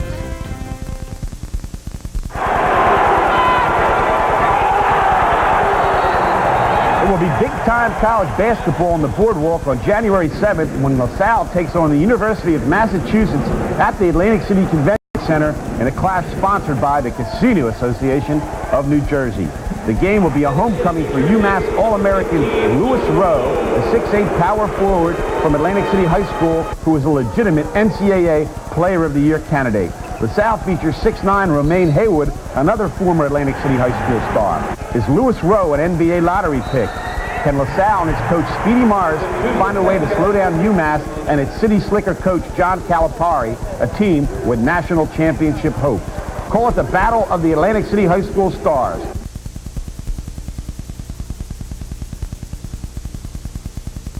It's UMass versus LaSalle and Lou Rowe against Romaine Haywood on Saturday, January 7th at the Atlantic City Convention Center.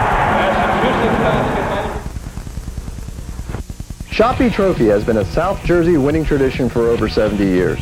Shoppy has a full selection of trophies and plaques fit for any occasion or sport and can be customized with your logo. They have functional gifts like Seiko or Bulova clocks, pens, money clips, and letter openers. If you're looking for something unusual, try Shoppy's collection of Emmett Kelly porcelain figurines. So if you're looking for a gift for a coach, player, teacher, or student, award yourself and go to Shoppy Trophy, the official award maker for Miss America. 1031 Shore Road, Linwood, 653-1684. Who is the undisputed heavyweight champion of Halloween in the greater Atlantic City area? Party Poopers via unanimous decision.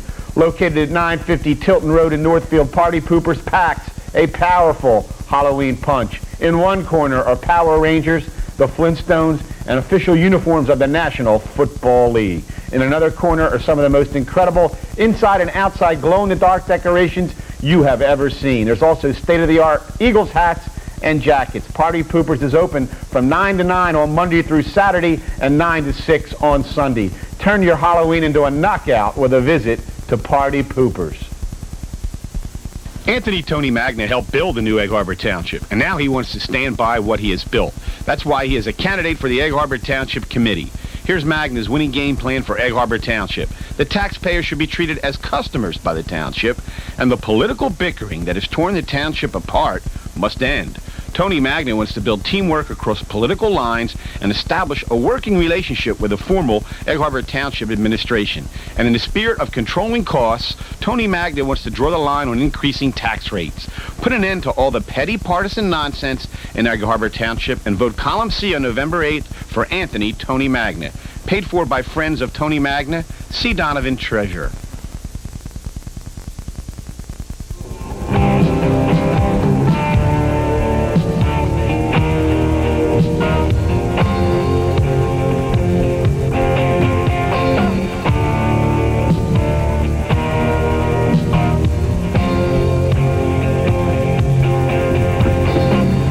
I'm Chuck Betson of the Betson Connection on Sammons Cable Channel 2, and I want to make a limousine connection. I call Advanced Limousine 645-2100. Whether it's a concert in Philadelphia, a sporting event at Veterans Stadium or the Spectrum, or a night in the town in Atlantic City, Advanced Limousine is the official limousine of the Betson Connection. Dial 645-2100.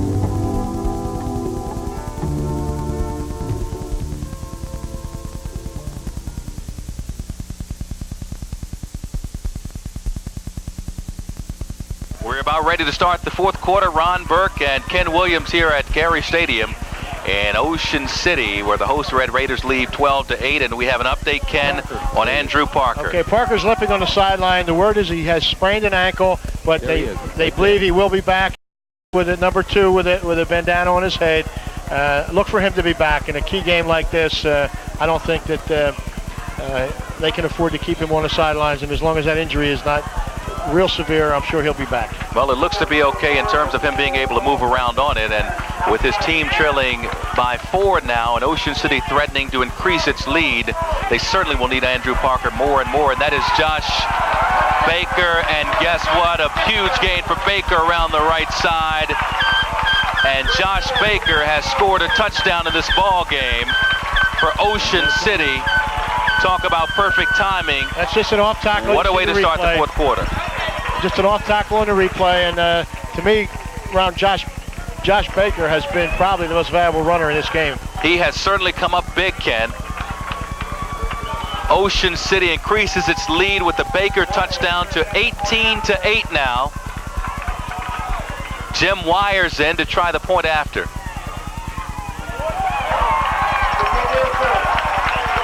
The kick is good, and it is now 19-8.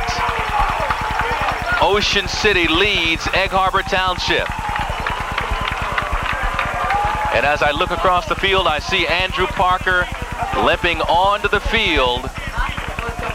And he's going to give it a shot for Egg Harbor Township. Well, we have another score from Absegami, and it's now Bridgeton 16, Absegami 9.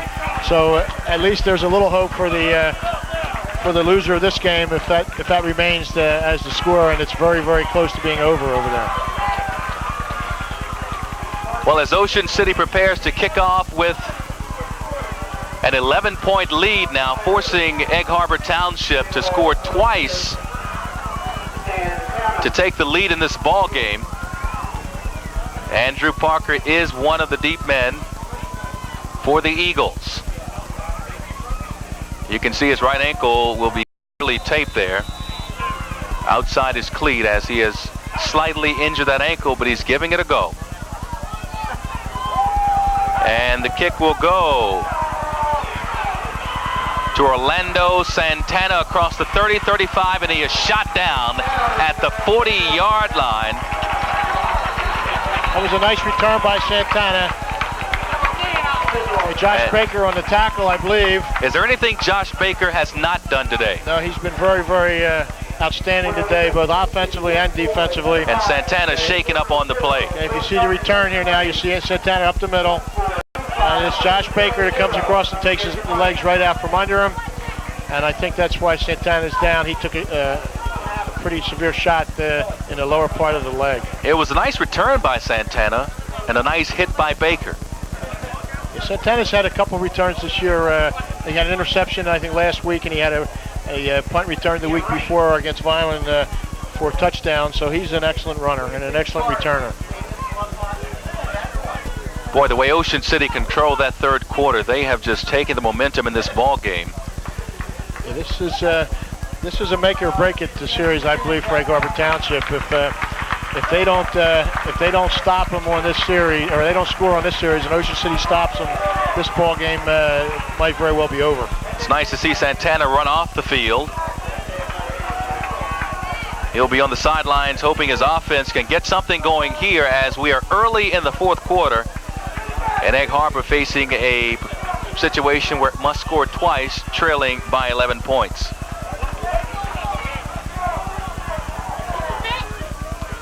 Reynolds, the quarterback, Corey Reynolds. Bertino and Parker in the backfield. They pitch to Parker left side, but he is taken down. Andrew Parker could not avoid the pursuit, and he loses yards on that play, setting up a second down and 12. And that was Josh Rowe, a big defensive end, 6'3", 225-pound senior that was there to make that tackle. They have a pair of real good defensive ends in Rowe and Sean McDowell at the other side, who's 6'3", 225. They're both seniors, and they're both outstanding athletes. Well, Parker is back out of the game now on the sideline as Reynolds rolls to the near side, has blocking, unloads, almost intercepted at the 45 by Britton Busby, goes off his hands. It is incomplete, and it is 3rd and 12 now. And Busby's another Ocean City player who's had an outstanding game today. Tipped that ball. He's made a couple key tackles on the corner.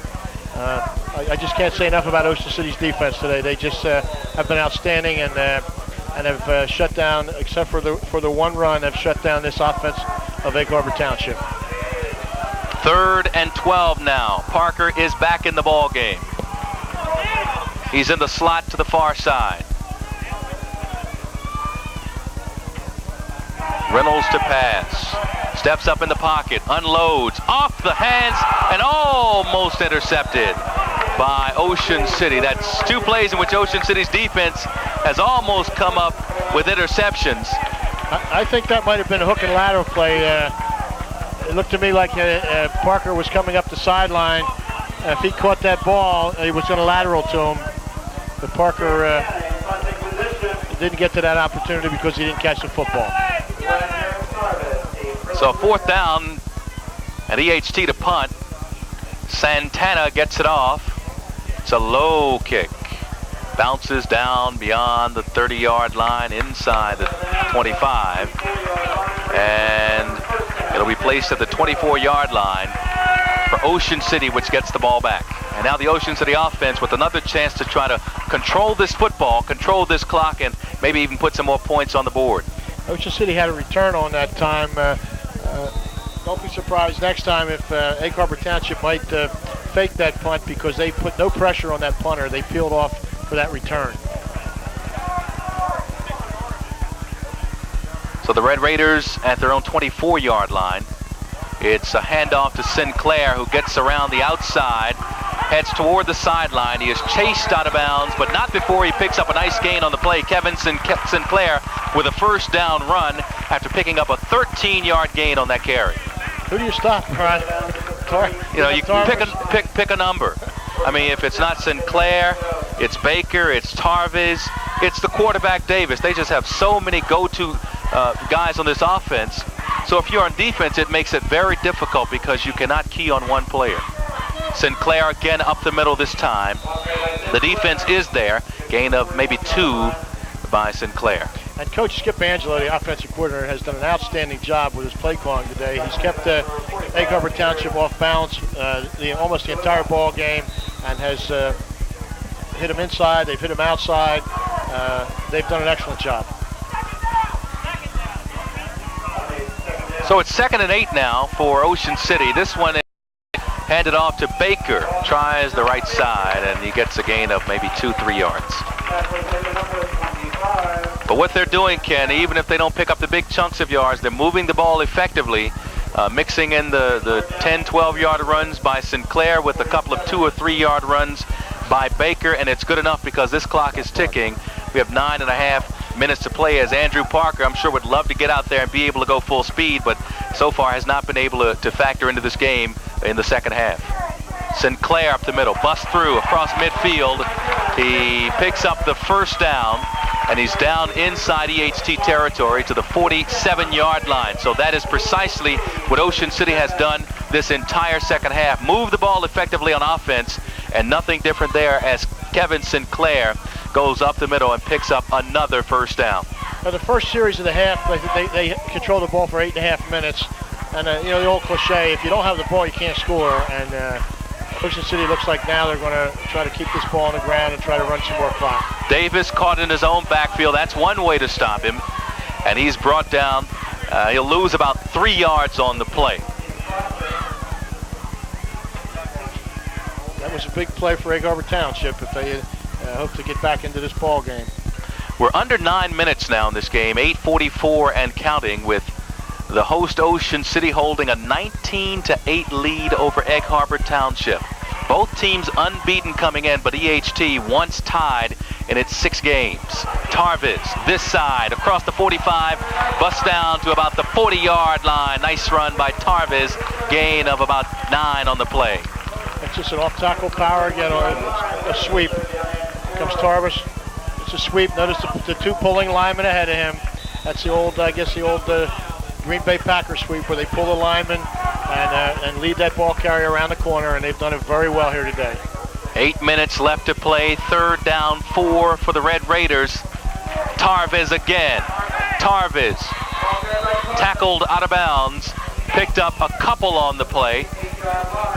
Not enough for a first down. Again, that was the same play they ran before. He did get out of bounds, which stops the clock, which I'm sure is not what they wanted to do. In comes the punt return unit for EHT. Ocean City's going to punt the ball, and there's some people up here in the stands that are hollering, but this is the only play for Coach Degenhart. He's got an 11-point lead. He's down inside 8 minutes. And yeah, Gary Degenhardt's in a position where he doesn't have to take any chances. He certainly doesn't want to hurt himself by maybe trying for it on 4th down and getting burned as a result by giving the short field to EHT's offense. You know, put him down as far as you can. That's good thinking on his part. Absolutely. To me, it's the only call. If you're giving the ball down inside the 20-yard line, they have 80 yards to go. They have not shown that they throw the ball well. Parker has an injured ankle, so you're going to force them to drive 70 or 80 yards with 8 minutes left in the game, and they need 2 scores to win the ball game. To me, that's a very, very smart move on Coach Degenhardt's part. Sean McDowell will punt. He'll be standing at about midfield once they get this play underway. Sean McDowell averages about 34 yards a punt, which is for a high school player is very good. So that should put the ball down inside the 20 if they don't return. So Parker and Santana are back deep for EHT at their own 5-yard line. And this is going to be a short but high punt. Fair catch called for, and the ball is bobbled and dropped by Santana, and I believe Ocean City fell on it. Oh, there were a lot of red shirts around that football. How in the world did Orlando Santana come up with that football? Sheer determination, I believe. And again, the ball's on the 20-yard line, which means they have 80 yards to go. There were so many red shirts around that loose football. I thought sure Ocean City would fall on it.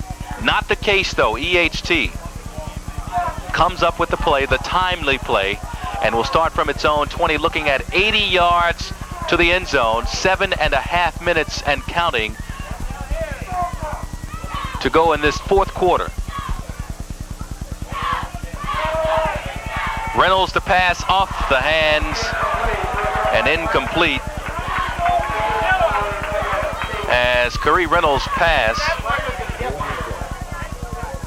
Okay, here's a replay. It's just a 2-step drop, and it's a slant in, and the ball floated a little high and was tipped and almost intercepted. That slant in should be thrown as low as you can possibly get it, so that if it's tipped, it's not going to go anywhere to the defender. 2nd and long now for the Eagles.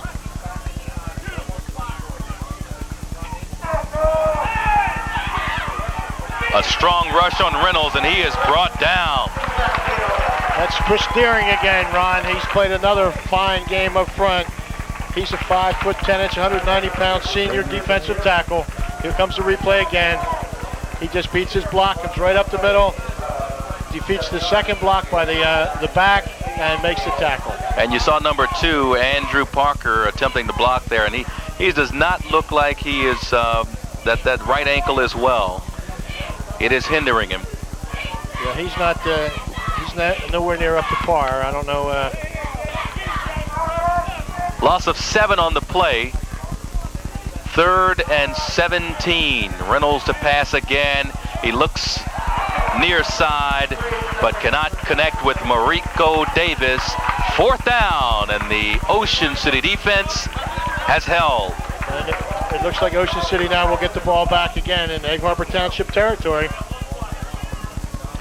And again, the decision by Coach Degenhardt to punt that football has turned out to be a very, very wise decision.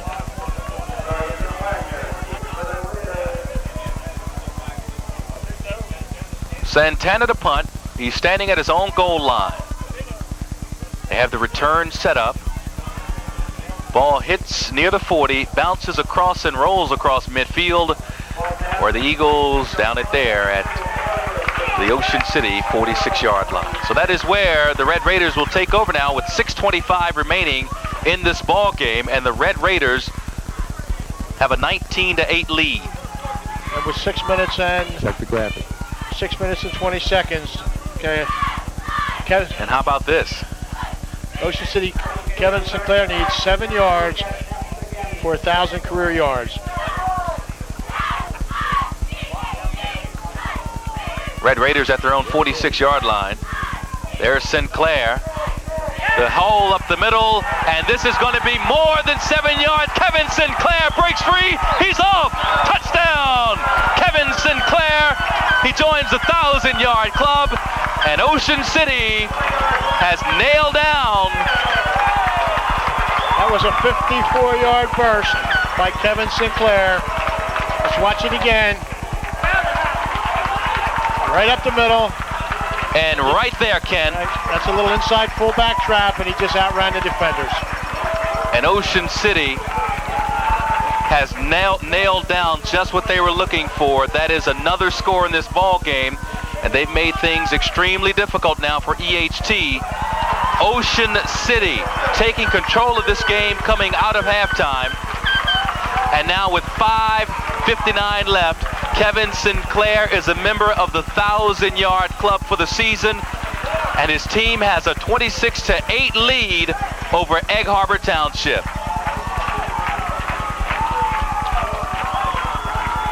And with the break in the action, Go for it. we're going to go to the Calvi Electric scoreboard.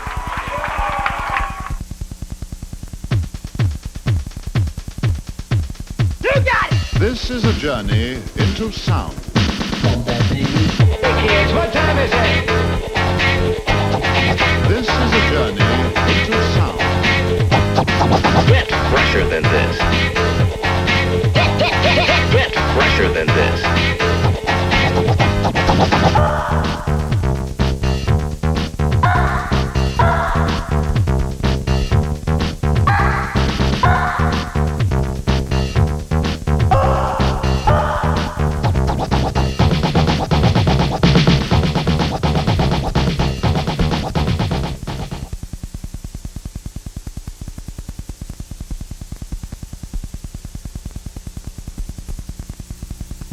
Excitement here on the Ocean City side at Cary Stadium. 5:59 left, and the Red Raiders have just gone up 26-8, and there is a lot to cheer about. That's our man Lamar on that field camera, and he has probably the best shot of the day with those beautiful Ocean City cheerleaders. They're going to have to kick this one again, but Ken, a note about the Kevin Sinclair stats. I think we showed that he needed 1,000, or he has 1,000 yards career now. Check that. It is certainly 1,000 on the season. Yes, that's right. For Kevin Sinclair. Kevin Sinclair has, in only his 15th game and 2 more years to go, plus the rest of this season, is going to rewrite every record in Ocean City football history. He needs coming into the game today, he needed 724 yards for the career rushing. He needs 86 points for career scoring.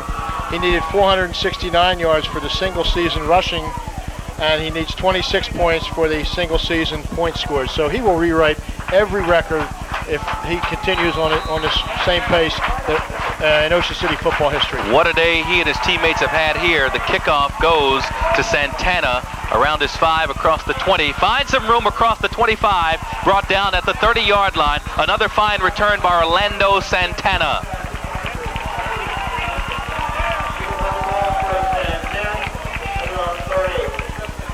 EHT has a whole lot of work to do, down 26-8 now, 5:50 left to play in this game. Well, with 5 minutes 47 seconds to go, the only positive thing right now for the Egg Harbor Township people is the fact that Bridgeton has beaten Absegami and remains undefeated, which will still keep their playoff hopes alive. So that's the only plus right now coming out of this from Egg Harbor Township. From their own 28-yard line, Reynolds running, brought down at about the 32. 5:15 and counting left, and the Ocean City side can smell victory. I would not be surprised, Ron, if both of these teams win next week, that we might see a rematch of this Egg Harbor Township Ocean City game somewhere down the line in the playoffs. Wouldn't that be something? Ocean City took the momentum away by coming out after halftime and just establishing a great offensive drive. And if you go back to the latter part of the second quarter, even though they did not convert points out of that long drive they had, they controlled that portion of the game as well. So they have controlled practically the last 2 full quarters of this football game. Yes, they have. Reynolds to pass, throws, far side. It's caught for a first down. I think that's Mariko Davis on the catch, which gives him a first down. That's who it was. Mariko Davis picked up about 14 yards. Again, I can't say enough, Ron, about the Ocean City staff of Mark Plazio, Skip Angelo, Kevin Smith, and of course Coach Degenhart. They had a tough job at halftime. They missed the field goal. They had the job of getting those kids up and coming back here in the second half and ready to play, and they did that. And these kids deserve a lot of credit, as do the coaches from Ocean City. Injured player on the field is Ocean City linebacker number 46, Greg Lefevre. Greg's the son of athletic director Paul Lefevre, Ron. I go back a long way with the Lefevres. I can remember Greg and his brother Matt and their sister Tracy when they moved to the area, and their father Paul, who's now the athletic director here, was one of my assistant coaches at Mainland. He was my offensive coordinator for 5 years. He was my top assistant in football for another 4 or 5 years, and I can't say enough about the Lefevre family. And I'm sure that Greg will be up and back in and playing. There he is, and the cheering you heard in the background was to the public address announcers' mention of Kevin Sinclair becoming the 7th player in Ocean City High history to gain 1,000 yards in one season, and that certainly is something to shout about here today, as Ocean City in this big matchup has taken control, and as Kevin Sinclair has gone over the 1,000-yard mark. Congratulations to him. And I'm sure there'll be a lot more accolades for that young man. So it's 1st and 10 now. EHT on its own 42-yard line. Pass play, far side, caught again for a first down across midfield, taken down to the 45-yard line. That is Mariko Davis with the catch. And I'll tell you, Egg Harbor Township kids are not going to quit. They've come back here for 2 first downs, and I know Coach Schultz and his staff very well, and they won't let these kids quit. They have a fine tradition.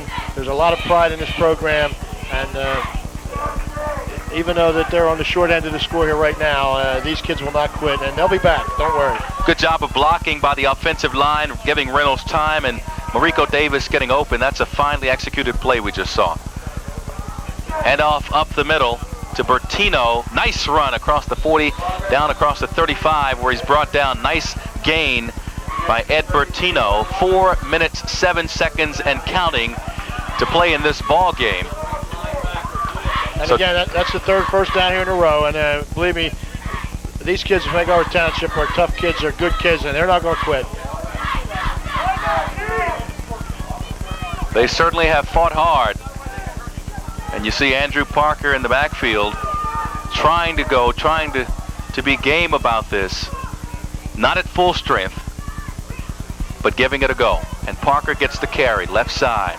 Looks for some room, finds some. Nice gain by Andrew Parker, fighting for another extra yard or 2, and he picks up about 8 on the play. Nice run by Andrew Parker.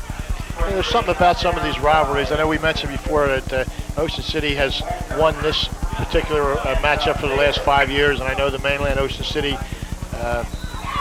Mainland Holy Spirit situation, and there's something I guess about these high school rivalries that you'll never understand. This seems to be one of them. Reynolds to throw, finds a receiver, out of bounds for a first down. They'll place it at the 20-yard line. That was Kevin Street on the first down. That's again the 4th first down on this series. So they're gonna keep this drive going. He was able to get out of bounds, stopping the clock with 3:15 left.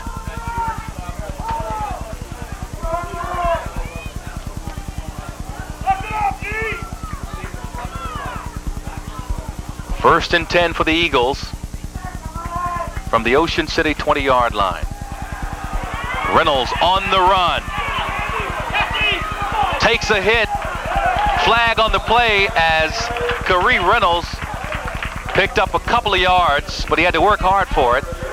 And they're going to get Egg Harbor Township here with a clip, I think. Yes, that's what the call is. The receiver who was deep peeled back and tried to spring Khari Reynolds, the ball carrier. When he did, he blocked from behind. This was a good call by the official.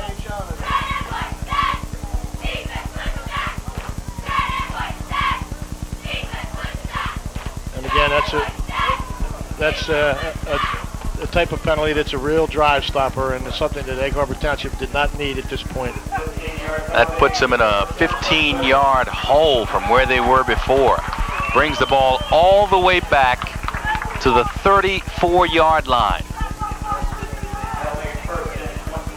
First down, 22 for Egg Harbor. And if they're going to get back in this game, and only 2:58 left and counting, if they're going to make a dent even in this lead, they've got to strike quickly. Reynolds on the run again, goes back to midfield. There is a flag on the play. Reynolds unloads. It's complete on the far side, but there is a flag on the play. And I think that's going to be a hold against Egg Harbor Township, which is another 15-yard penalty.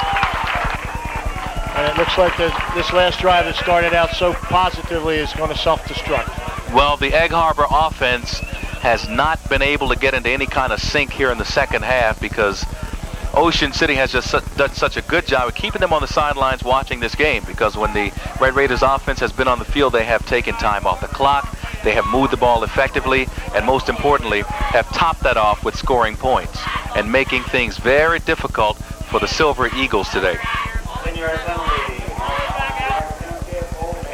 And that's what the call is. It's a hold, and they were down inside the 20-yard line at one point here, and now they're all the way back to their 44. To get a first down, they must get to the 12-yard line. First and 32 for Egg Harbor Township, with 2:43 remaining in this ball game, and they trail 26-8 here at Ocean City. The Reynolds pass to Parker, he catches it. Virtually no gain on the play. He made a great one-handed catch, but unfortunately he was falling down when he made the catch. Second and 32 after no gain on that pass play from Reynolds to Parker. Well, Coach Schultz next week is going to have a momentous task, Ron. He has to play against Millville on Friday night, which we will carry on Sammons Channel 2. And it's a big game. It's their playoff hopes will be kept alive if they win that one, and if they win that, they will win the Division I outright. So he's going to have a tough week ahead of him to get these kids up. We're certainly looking forward to that game next week here on Channel 2. Reynolds throws out in the near flat, intended for his running back, but incomplete, and a nice job of pursuit there. That was Greg Lefevre, a sophomore linebacker. Intended for Ed Bertino, but incomplete. Ken, you mentioned next week's game between Millville traveling to face EHT. That is a Friday night game, and will be seen here next Saturday on Sammons Cable Channel 2. The other feature game on next Saturday is Holy Spirit at Oak Crest. That will be a game that will be played on Saturday as well. Yeah, we need a timeout, guys. Needed spots. All right, with the break of the action, we'll be right back with more Cape Atlantic League football on Sammons Cable Channel 2. It's 26-8, Ocean City on top. We'll be back after these messages.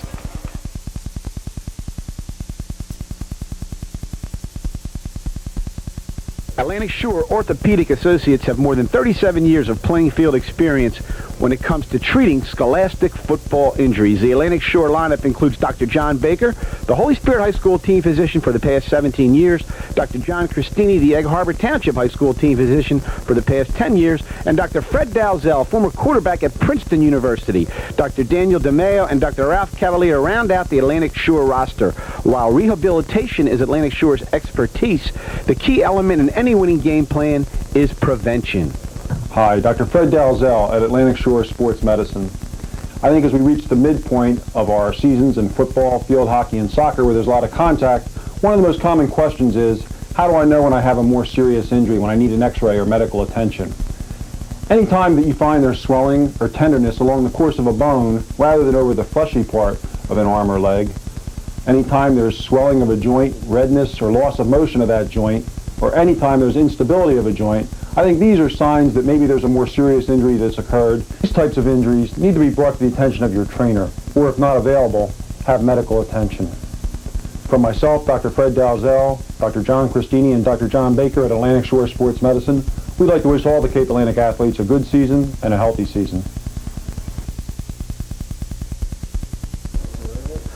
Bagels are the healthiest way to start your day, and the best place in South Jersey to start your day with a bagel is the Bagel Gourmet, located in the Leeds Point Shopping Center, just off Route 9 in Oceanville of Galloway Township. The Bagel Gourmet is the official bagel home of the Betson Connection. Stop by any Saturday or Sunday morning, and you'll find Chuck Betson, host of the Betson Connection, waiting for his weekly bagel allotment from the Bagel Gourmet. Crowds have been so big at the Bagel Gourmet that the facility has been recently expanded to meet the customer demand. The Bagel Gourmet offers 14 different kinds of bagels for your enjoyment. Egg bagels, garlic bagels, blueberry bagels, poppy seed bagels, plain bagels, and cinnamon raisin, the favorite connection. That's the Bagel Gourmet, open daily from 7 a.m. to 3 p.m. in the Leeds Point Shopping Center in Oceanville. When Chuck Betson wants to make a bagel connection, he calls the Bagel Gourmet. Whether it's before or after the game, Sabati's Sub Shop is the place where Cape Atlantic League football fans go when they are hungry. Sabati's Sub Shop's offering a special during Cape Atlantic League football season, $1 off a whole sub. Just mention the Betson Connection Cape Atlantic League edition. That's Sabati's Sub Shop in the Leeds Point Shopping Center, Route 9, Oceanville. Dial 652-9196.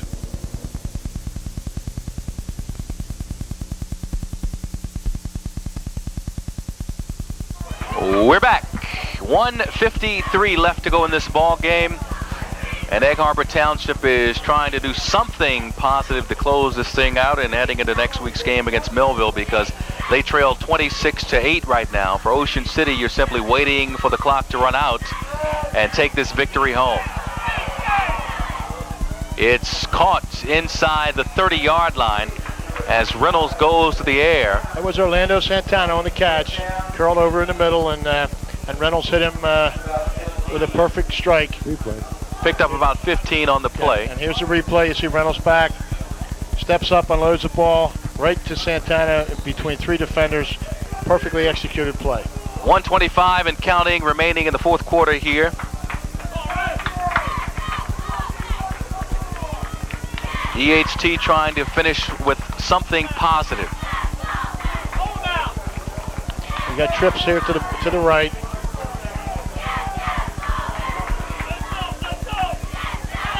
Reynolds stumbles in his own backfield. Defenders giving chase. He's got to throw it. He does. It's a wobbly pass up for grabs, knocked down around the 15-yard line. And that was a real nice job by Dan Wagner, who went up and rather than intercept the ball, knocked it down, which gives Ocean City the ball back at the original line of scrimmage. And they'll just close it out from here with 56 seconds remaining.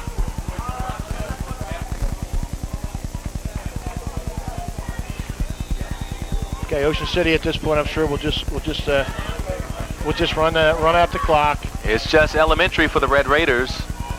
And that, I guess, the Ocean City jinx over Egg Harbor Township continues. This is the 6th year in a row. Boy, and 7 of the last 8. So, for 2 of the more accomplished programs in the area, there have been ongoing battles in Ocean City. Sometimes that happens where you find one team just has another team's number for a stretch.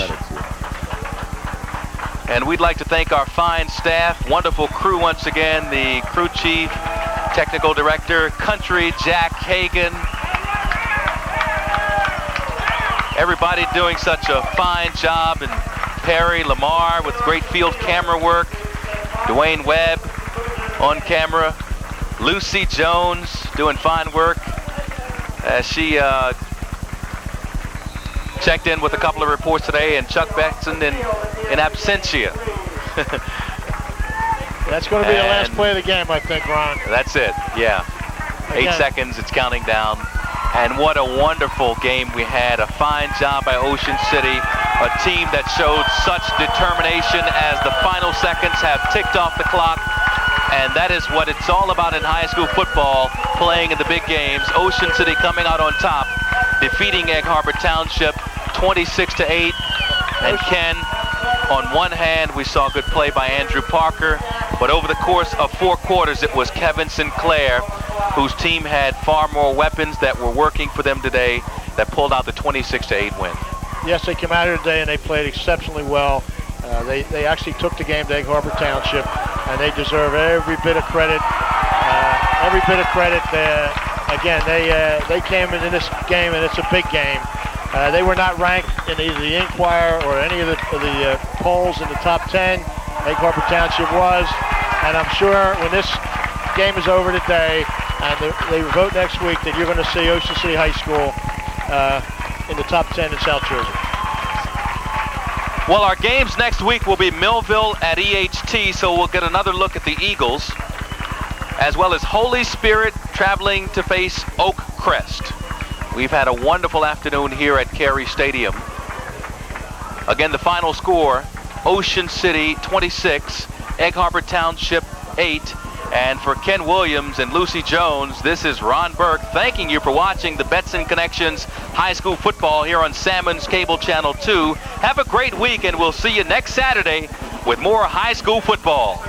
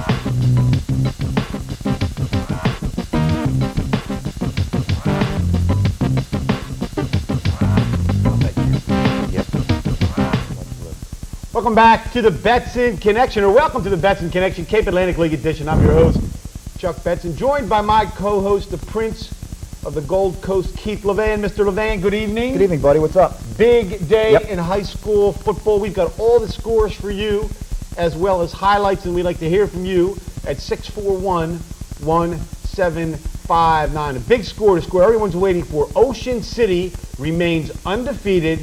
They beat Absegami today, 29-20, thereby locking up the #1 seed in the South Jersey Group 3 playoffs. They will host a playoff game next Saturday at Ocean City. And according to my late statistics, that game will either be against Woodrow Wilson or Central. Those two teams tied for 4th. If they remain in a tie, Woodrow Wilson will get it because of strength of schedule. But the Ocean City Red Raiders under Gary Degenhart, no one could have predicted they'd go 8-0, Keith Levan. 2 touchdowns today from Kevin Sinclair. 2 touchdowns from a player who I really think is probably the most valuable player on the Red Raiders, Joshua Baker. Keith, 29-20, Gary Degenhart. What a job he's done with that program. Fantastic. Hats off to Degenhart and the Red Raiders. You know, they win the big one last week against EHT. I thought there might be a little leveling off. No, they came out and won over a very good Absegami team. Even though the Braves are 3-4, still a very good football team. All right, let's go to our Calvi Electric Betson Connection scoreboard to run down all the action in high school football from Friday night and Saturday night. A key game Friday night was Bridgeton and Hamilton, and there you see Bridgeton goes down, therefore they don't qualify. They lose 12-7. And last night, Millville beat Egg Harbor without Andrew Parker. We'll have that game for you tonight. Also from last night, Buna beats Middle 27-6, and Pleasantville, Sidney Scott, 6-3. What a year he's had. And look at that. Atlantic City goes down to Vineland today, 28-25. Big win for the Mainland Mustangs, 38-22. Keith, what's wrong with Holy Spirit? They lose to Oak Crest 29-13. We gave you the Ocean City Absegami score. And St. Augustine all over Wildwood, 34-14. Now let's go to colleges. BC all over Syracuse. And that should be Florida State beats Notre Dame 23-16. My Gators out in front of South Carolina 41-17. Michigan ahead of Minnesota, the battle for the Little Brown Jug. Virginia all over Maryland in the 4th, and Rutgers having a tough time with Virginia Tech. Nebraska having a little bit of a struggle with Iowa State. Kansas State has Missouri at the half 14-10. Utah and Air Force all tied up in the 3rd. Colorado over Kansas 31-14. That's in the third. Colorado State over Arkansas at halftime. And Keith, look at that. The Illini leading Penn State 28-14. Mississippi State out in front of Alabama. NC State and Duke. Duke leads that one 10-7. The other games underway late. That is your Calvi Electric Betson Connection scoreboard. Some other scores from the Big East. Long day for Temple. They lose to West Virginia 55-11. Penn all over Harvard. Quakers remain unbeaten. Princeton beats Yale in the game. Villanova falls to New Hampshire 21-14. And look at that. Delaware with Leo Hamlet at the helm from Holy Spirit. They tie Hofstra 41-41. 641-1759. That's a number if you were at a high school game or you're a member of a high school football squad in the area and you'd like to call in the show. We welcome your call. Now, Keith, back to the Ocean City Apps-Academy game. Yes. It may have been a costly victory for the Red Raiders because two key players were hurt. Kevin Sinclair went down with an ankle injury. He did not play in the second half.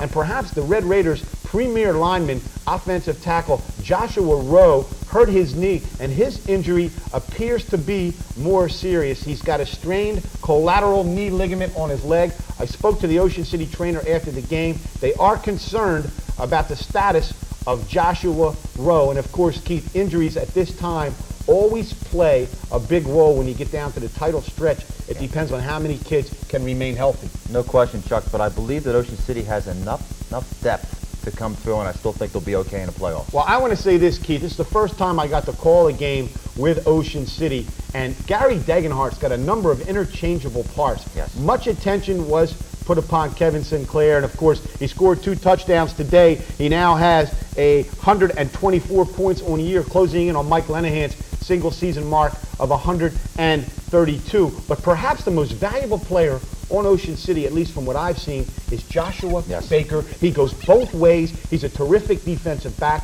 When Sinclair got hurt, he filled right in for him, ran the same plays. Gary Degenhardt's got a lot of interchangeable parts. And speaking of Joshua Baker, there he is, running from halfway from here to Galloway Township, all over Apsagamie.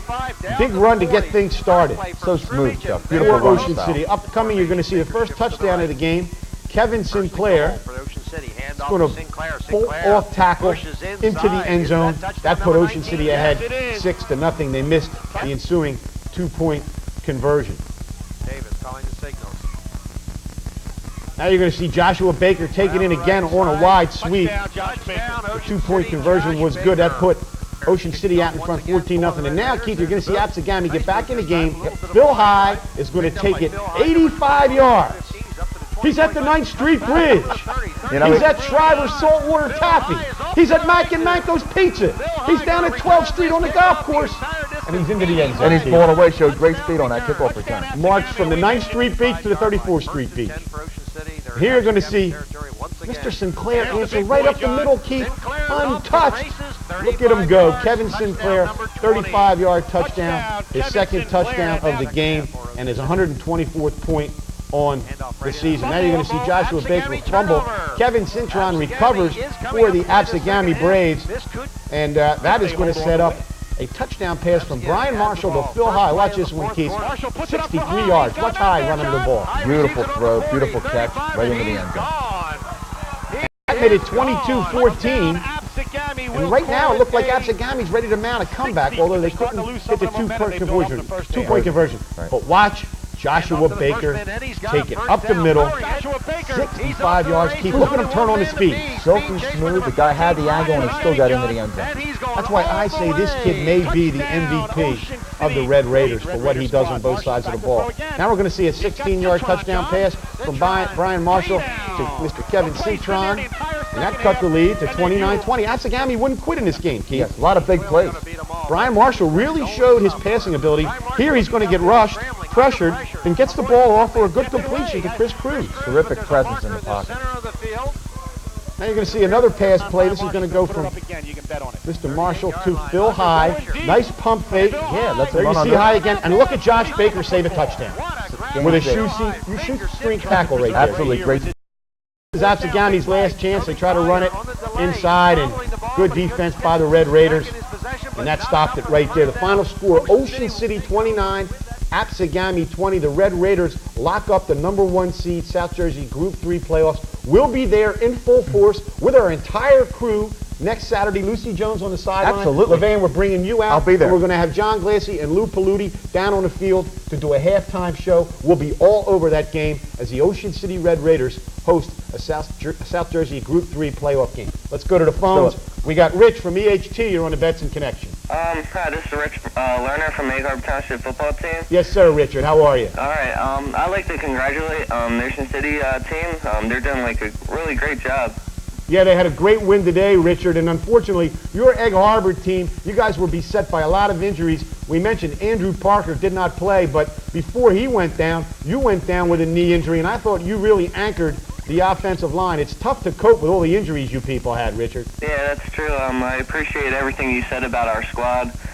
We're just going through some rough times. We're a pretty good team. We're just going through a lot of difficulties now with all the injuries coming around. And of course, Richie, game on Thanksgiving Day. We'll be there to cover that one. Egg Harbor Township versus Mainland. And congratulations to Bobby Coffey and his staff today. Big win over Cumberland. And Richard, I know you won't be able to play in the Thanksgiving Day game, but it has to mean a lot to Egg Harbor playing Mainland on Turkey Day. It always does. It's always a great game. It doesn't matter what the records are. It always comes down to a really good, strong game. Richard, as you look at Ocean City, now you guys are two-time defending South Jersey Group 3 champions. You didn't qualify. You got knocked out last night, a loss to Millville. How far do you think Ocean City can go? They're going really far this year. They're gonna. I think they could take it. They're a great team. They look really good this year. Real strong. Offensive line is really strong, dominant, and they really take care of the defensive side. Well, I'll tell you what, Richard Lerner, you had a great year till you got injured, and I thought when you went down, that really started the bad luck for Egg Harbor Township because you really did anchor that offensive line. You got a fine program out there. We certainly enjoyed doing the games on Friday night, and you get that knee well. Richard, what are your college plans? I'm not sure now. I don't have any plans yet, and I'm not sure what I'm going to do, but I appreciate your program, everything they said about our team and myself. And we really appreciate what you're doing with our Cape Atlantic League football. Hey, Rich Lerner, thanks for making the Betson Connection. There's a terrific kid, really played well at center, went down with a knee injury, and that's really where the bad luck started for Egg Harbor Township with a lot of injuries. Last night, Andrew Parker did not play, and we saw a fine Millville squad. The quarterback, only a junior. That's right. Mr. Mark Saul put the ball up, also had a good running back in John Farrington, and Tony Cerez really has his team playing well at the end of the season. The last 3 games, the T-Bolts have played terrific football, Chuck, and as you said, offensively they have beautiful balance between the run and the pass. Let's go back to the phones. Butch from Cardiff, you're on the Betson Connection.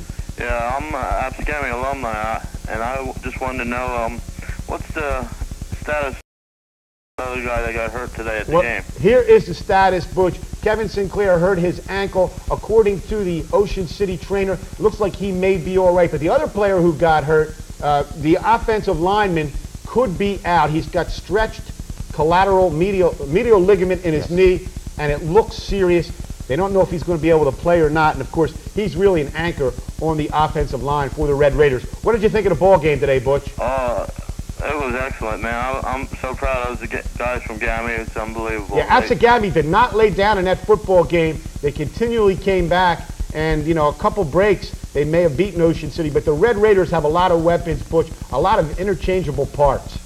Yeah, definitely. I was very impressed with their offense, man. They just chewed up the yardage one shot after another. Being an Abscami alumni, though, you know, I'm always there for the guys, man. Oh, I'm glad you were out there. It was a beautiful day in Galloway Township. Butch, thanks for making the Betson Connection tonight on Sammons Cable Channel 2. Chuck Betson, Keith Levan, if you're a high school football player and you were at a game today, I still can't believe Vineland beat Atlantic City. The last game at Bader Field. And the Vikings couldn't come up with a win. I know, but a very, very tough schedule for Atlantic City this year. Bobby Weiss. Yeah. My heart goes out to him tonight. You're watching the Betson Connection, Cape Atlantic League edition. We're going to take a break. We'll be back with more right after this. Atlantic Shore Orthopedic Associates have more than 37 years of playing field experience when it comes to treating scholastic football injuries. The Atlantic Shore lineup includes Dr. John Baker, the Holy Spirit High School team physician for the past 17 years, Dr. John the Egg Harbor Township High School team physician for the past 10 years, and Dr. Fred Dalzell, former quarterback at Princeton University. Dr. Daniel DeMeo and Dr. Ralph Cavalier round out the Atlantic Shore roster. While rehabilitation is Atlantic Shore's expertise, the key element in any winning game plan is prevention. Hi, Dr. Fred Dalzell at Atlantic Shore Sports Medicine.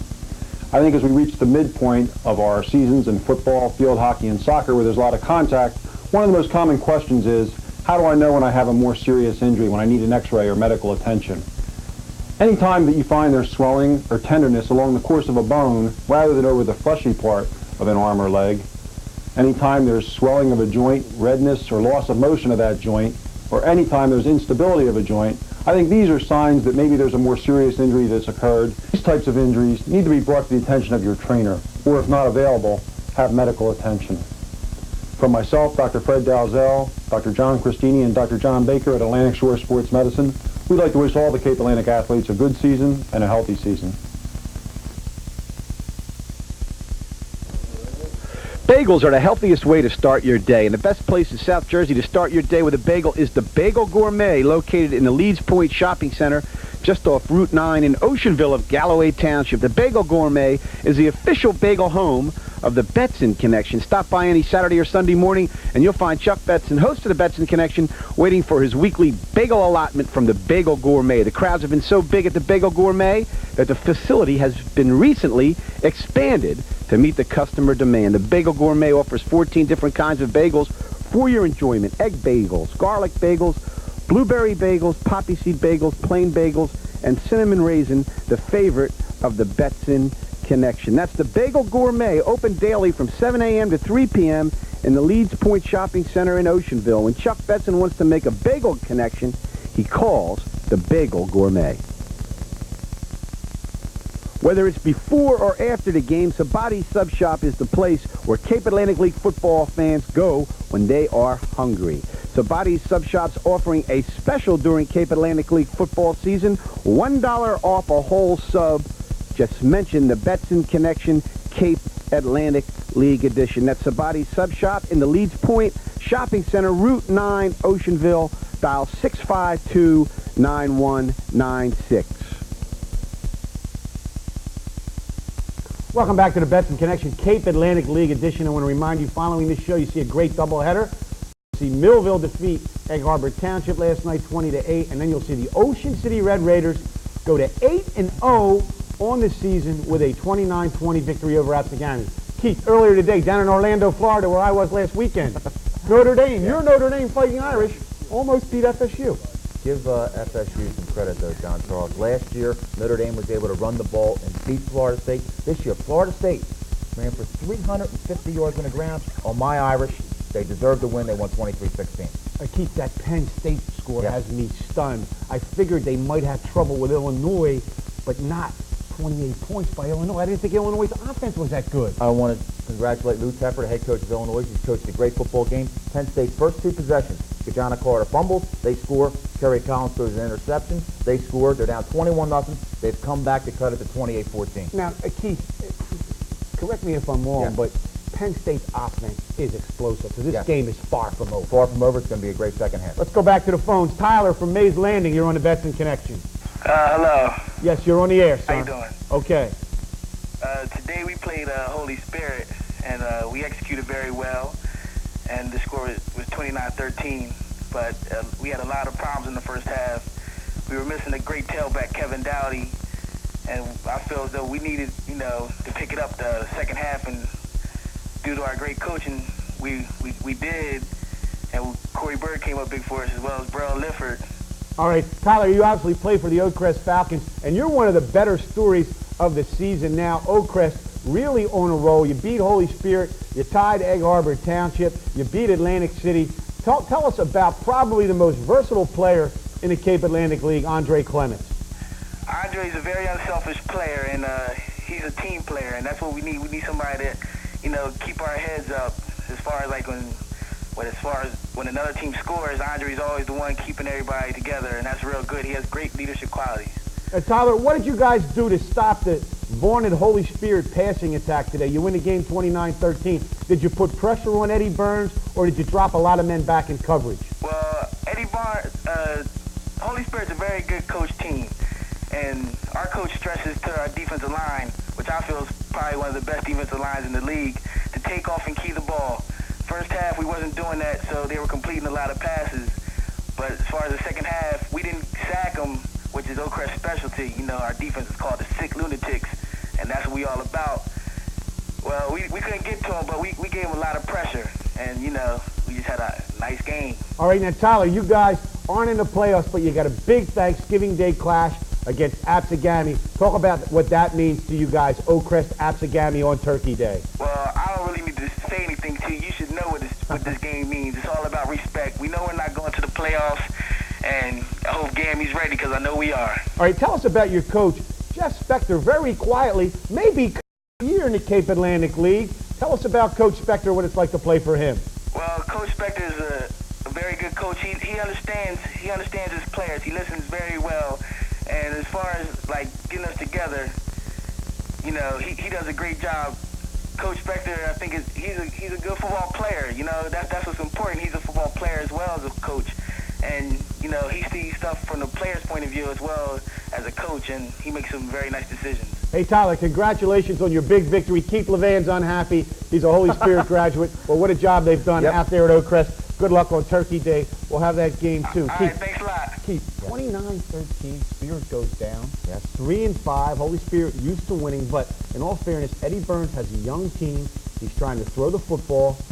Turkey Day, 2, 3, and 5 teams, Atlantic City, Holy Spirit. There'll be some bragging rights up for grabs in that one. You know, Chuck, let me first congratulate Oakcrest. They're undefeated. What a year they've had, very quietly. Undefeated in their last 5 football games. As far as Spirit goes, they haven't played the big defense this year, and they have not played balanced on offense. They featured just a passing game. Eddie knows next year they'll have to be able to run and throw, play the better defense. Spirit will be back. All right, I want to welcome to the show now the coach of the Ocean City Red Raiders, 8-0, Gary Degenhart. Congratulations on what you've accomplished this season, and talk about your win today over Absegami.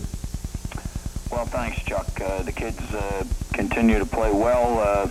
You know, big win. Absegami always tough, very well coached. The kids were just not going to be denied. We had a couple guys bumped up.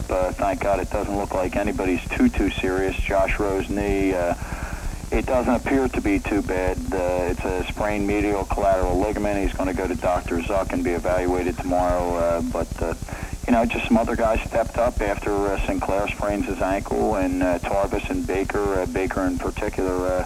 He just amazes me. He never gets tired, and you know, just the kids just were not going to be denied, and it's a great team victory. It really was, Gary. And I want to talk about Joshua Baker. I know you don't like to single out players. I have not seen a lot of your games, but I really think if you're going to have an MVP, it might be Josh Baker. He does so much for your football team, Gary. Chuck, you're exactly right. He's the heart of our team. Coach Degenhart, I want to ask you the knee injury to Joshua Rowe right now. Do you think he'll play next Saturday, or is it too early to tell? It's definitely too early to tell until it's evaluated. You know, whatever Dr. Zuck says, and we have to think of the fella's best interest. He's got some possible, you know, possibly some playing days ahead of him. You know, we'll have to see how he evaluates out. What was Kevin Sinclair's injury, Gary, and why did you decide not to play him in the second half?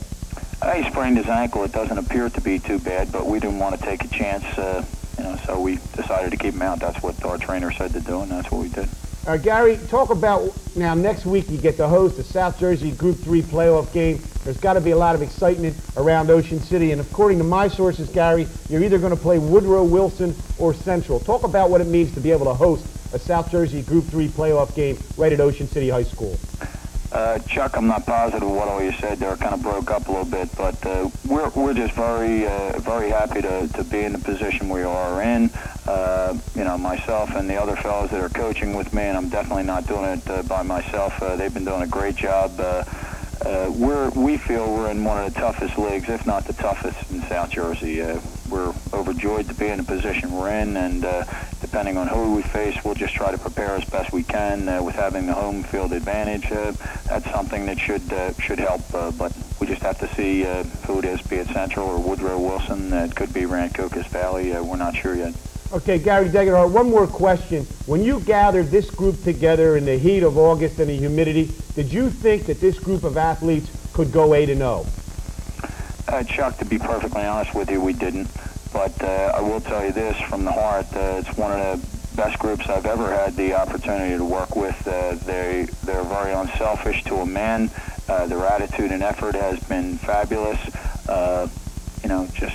They just really want it. They really want it. Okay, Coach Gary Degenhart, congratulations to you. You have a big game next Saturday, and then, of course, your Thanksgiving Day clash. It's been great watching you here on Sammons Cable Channel 2. Gary, congratulations and best of luck. Thanks, Chuck. Thanks for all you've done for the Cape Atlantic League. All right, Coach Gary Degenhart, an old friend of mine, Keith Absolutely. Levan. Used to hang out with him back in my days in the summer, and he's come a long way from his days at Frankfurt High School. He learned his football under the master, Al Angelo, from Frankfurt High, and of course, Al's son is on Gary's staff, and at many Ocean City games, you see Al Angelo in the stands, and it's a great story because Gary Degenhart really relates well with his old coach, Al Angelo, and Keith, nobody thought the Red Raiders would be 8-0. I agree. Gary learned from a master in Al Angelo, but you know what, Chuck? This is a year-round effort for the Red Raiders because the reason they're undefeated 8-0 is because of their year-round weight training program. You love that weight training program. Tell us more about that. Watch Ocean City in the second half of these football games. They outscored EHT 20-0 last week. These kids are stronger, better conditioned than their opponents. That's one of the reasons they're 8-0. Okay, Keith Levan with the inside information tonight on the Betson Connection. And again, that big score from Galloway Township, Ocean City 29, Absegami 20. You can watch that game in its entirety right here on Sammons Cable Channel 2. It will be preceded by always a great one. Tony Serace brings his Millville team into Egg Harbor last night, knocks off Egg Harbor. We would have liked Egg Harbor to got in the playoffs too. We would have had two teams in the Group 3 playoffs. Absolutely. But hey, you can't have everything, Keith. Let's go back to the phones. Mark from Ocean City, you're on the Betson Connection. Hey, gentlemen, how you doing? How you doing, Marcus? All right. Open up the state tournament Saturday, correct? Yes, you do. At home, and it'll either be against Woodrow Wilson, Central, or Rancocas Valley, also in the mix. Ocean City will play host. Saturday will be there, Mark. What do you think of this Red Raider squad? They're great. You know, they got a huge heart. You know, the whole team. Okay, Chuck. One question. Yes. Then we play Thursday, the Thanksgiving game. That's right. You're going to have to come back with 3 days rest.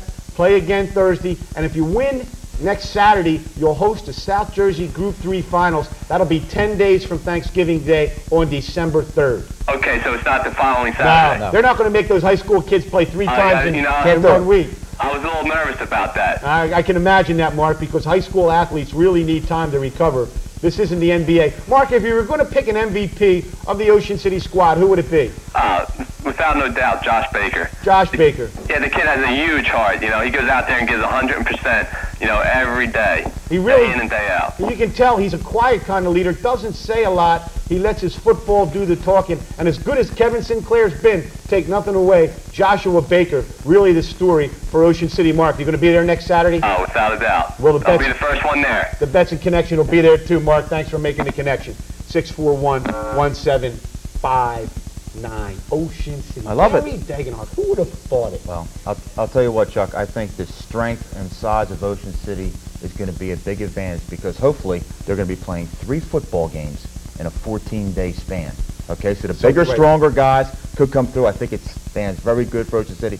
They're going to win their next 3 games. Right, now, a big factor, too, Keith, they play right on the ocean Absolutely. front, and it may get a nice gale off the ocean. It'll make the passing game ineffective, much the way, you know, the NFL teams, you have to be able to run in December to win. Right. The same thing with Ocean City. I think it's to their advantage. They're a running team, and with the wind coming off that ocean, could be a big factor. And I don't think there's a team anywhere that can beat them man on man. All right, let's go back to the phones. Mary Ann from Absecon, you're on the Betson Connection. Good evening, gentlemen. Hi, How are you, Em? Okay, by the way, Keith, my nephew Timmy sends his best. Thank you very much, Mary Ann. We just left a family reunion of 23 nieces and nephews. How about that? Tell them I said hi. I sure will. What a great family you must have, Mary Ann. We have a very big family. I wish Ocean City the best of luck. The last I remember, and you guys can refresh my memory, is my son's year in '89 when they went 10-0, Holy Spirit. That's right. And the next year they went 11-0. That's right. And won the championship. And I want to tell you something. Ocean City, go for it. It is the biggest thrill of the world. Yeah, it really is, Mary Ann. And when these young men get together later on in life, they'll remember these moments that they're creating right now. Sometimes it's hard to tell young kids that, but they're going to take with them these memories, and it'll stay with you for the rest of your life. And that's really why my prayers will be with that Ocean City Red Raiders team. Absolutely. And congratulations, Crest, on a win today. Yes. Okay, Marianne. Thanks for making the connection. Marianne from Absecon, one of our more loyal callers, had a big family reunion today. Fantastic family. Couldn't produce a win for Holy Spirit, Keith. Hey, I'll tell you what, those Oak Crest Falcons, very good football team right now. You're watching the Betson Connection, Cape Atlantic League edition. We're going to take a break. We'll be back with more right after this. After the game, if you're looking to score big with your taste buds, the Gourmet Italian Cuisine and Pizzeria is the place for you. Whether you're looking for subs, pizza, or a gourmet dining experience, Gourmet Italian Cuisine has both in its game plan. Check out their daily lunch and dinner specials. Sunday through Thursday from 3 to 5, they have early bird specials starting at just $5.95. Gourmet Italian Cuisine and Pizzeria is just a first down away from the Betson Connection at Pitney and Jimmy Leeds Roads in Absecon. Call 652-1398 for pickup and delivery. The Giuliano family would like to invite you to enjoy an unforgettable dining experience. Located at Ocean Heights Avenue and Zion Road in Bargaintown, Giuliano's is open for lunch 11:30 to 3 daily and dinner from 4 till 11. Try a tempting appetizer while your entree is cooked to order. Relax in Giuliano's lounge with a snack and a cold drink. Or visit Giuliano's packaged goods store with a wide variety of spirits and cold beer. For a family restaurant with family prices, come to Giuliano's, Ocean Heights Avenue and Zion Road, Bargaintown, 927-6363. If you're looking for a close encounter of the collectible kind, Beachcomber Collectibles in the Shore Mall is the place for you. Because it's not just a card shop. And it's just not a sports collectibles shop. And it's just not a coin shop. And it's just not a comic book shop. How you doing? I come all the way from Long Island to shop here at the Beachcomber. They have everything.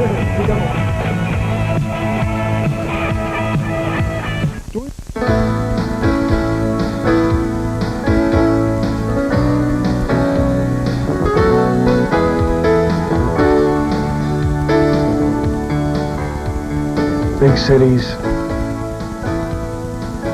small towns, wherever you live, wherever you go, the same kinds of problems, the same way to get some real help.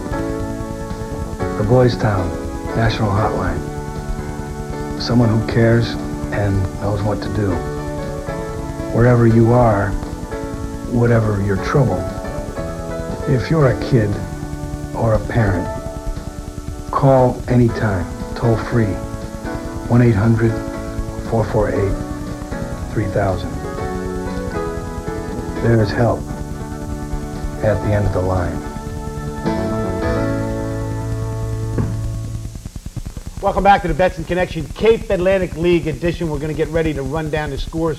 We'll take one phone call. Chuck Betson and Keith Levan. Halftime, Penn State trails Illinois 28-14. Keith, they lose. They're going to drop in the polls. This game is for the national championship. If Penn State gets by Illinois, they'll win their last three to finish 12-0. All right, let's go back to the phones. Perry from Pleasantville, you're on the Betson Connection.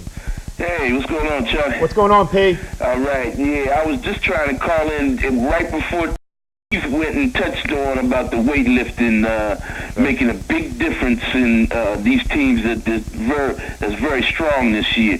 And weightlifting, I've always been a strong coach as far as when I coached even junior league with lifting. I brought the Joker program around, and those guys are at Pleasantville now at the Greyhounds, and they're doing very good. And they know what it means to to get down and have to lift. Right. And most of these teams, like Ocean City, they have a very good weightlifting program. And you have to lift during the year as well as on the off season. A lot of people don't know that. You have to lift every, so often, maybe 2 to 3 days during the season, as well as learning your plays and going through everything. And they got that facility over there with the tennis. They can go in there in bad weather and practice and lift over there in Ocean City. And I like to congratulate them and the pride that they got in lifting, and the program has definitely went to a height and also to Pleasantville, the Greyhounds. Those guys, they get in there. They got a new weight room, and they've been lifting, and their program has went to a height. And I would love to see Eddie Burns get the Spartans into that weight room and start lifting during the season also, and get some of these guys that is on offense or defense, and bring that program back to its height, because there's a lot of talent on that team. Perry, thanks for making the connection. Thanks for adding that. Weightlifting, they have weightlifting in the Holy Spirit, don't they, Keith? Yeah, they do, but there's different intensity in all programs, and my inside information tells me Ocean City has the best. Now, Chuck, the key point here is it doesn't only make the players stronger, it makes it easier to avoid injury. And when you play in such a tough conference, you want players to play every week. That's why Ocean City's been so strong this year. Okay, 641-1759. Let's go to the scoreboard. We'll run them down again for you. Of course, brought to Calvi Electric, our fine sponsor, bringing you the scores on Sammons Cable Channel 2. And you'll see some scores from last night. The big game from last night was Bridgeton losing to Hamilton. There it is. That knocked Bridgeton out of the playoffs. And Millville, Tony Cerise came in and beat Egg Harbor without Andrew Parker last night, 20-8. Buena beats Middle Township. Pleasantville, under Sidney Scott, he may be the coach of the year, 12-8. They win last night. Atlantic City goes down the last game at Bader Field. Mainland, all over Cumberland, 38-22. Oakcrest, Jeff Spector, what a job he's done, 29-13. Ocean City beats Absegami, 29-20. And St. Augustine, 34-14 over Wildwood. They've done a great job with that program at St. Augustine. And here's the college scores. Keith beats BC all over Syracuse. And Notre Dame goes to Florida State. Gators out in front of South Carolina. Michigan out in front of Minnesota. Virginia all over Maryland. Virginia Tech looks like they may end Rutgers' bowl hopes. Absolutely. Nebraska having some trouble with Iowa State. Kansas State over Missouri 14-10. That's in the third. Utah and Air Force tied up. Colorado over Kansas 31-14. Colorado State over Arkansas 31-3. And there, look, Penn State coming back. 28-21 in the third. Yes. Mississippi State out in front of Alabama. Duke over NC State. And the other games get started later. We also have a score in from Rowan. Rowan 55, Montclair State 49. So Rowan keeps its outside chances alive of a playoff bid, although it does not look like Rowan will be able to qualify this year for the Division III playoffs.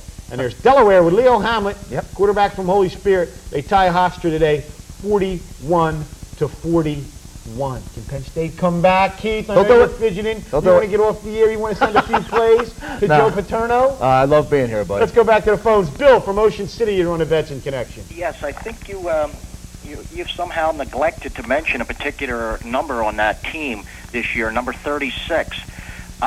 He seemed to have gotten hurt at the end of the game, and no one mentioned that. And I personally believe that without number 36, Ocean City is going to have a great deal of trouble. You're talking about Jason Tarvis. He certainly is an all-around player, Bill. I don't believe he was seriously injured. We just had Gary Degenhardt on. He did not mention anything on Jason Tarvis. When you look back at the season, he may have made the key play when it looked like Cumberland was going to take the lead against Ocean City in the fourth quarter. They blocked the field goal. Jason Tarvis picked it up, ran it in for a touchdown. He's only a junior, and we're going to pick a Betson Connection All-Star squad, and he will definitely be on our squad as a defensive back. Bill, what do you think of the overall Ocean City squad?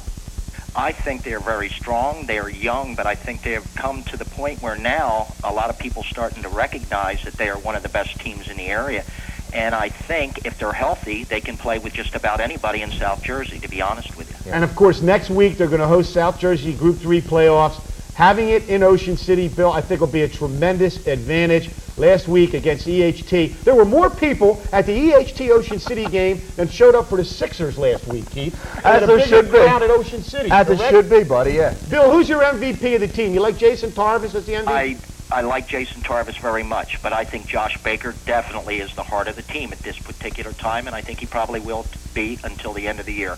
Josh Baker is a player that not many people get to play with or coach. And what do you think of the job that Gary Degenhardt has done putting the pieces together, Bill?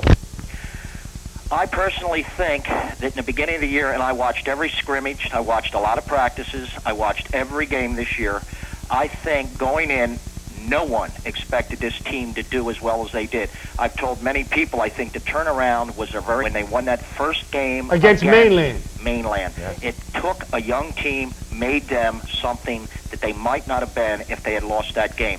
They have gotten stronger every game since, and I think they're probably a lot better than anyone would have hoped to be in this area, I'll tell you the truth. Bill, you know, you mentioned that Mainland game. Josh Baker saved that game. Correct me if I'm wrong. He stopped a 2-point conversion. Yes, he did. Mainland was going for the victory. Also, number 36 knocked down that last pass on 4th down.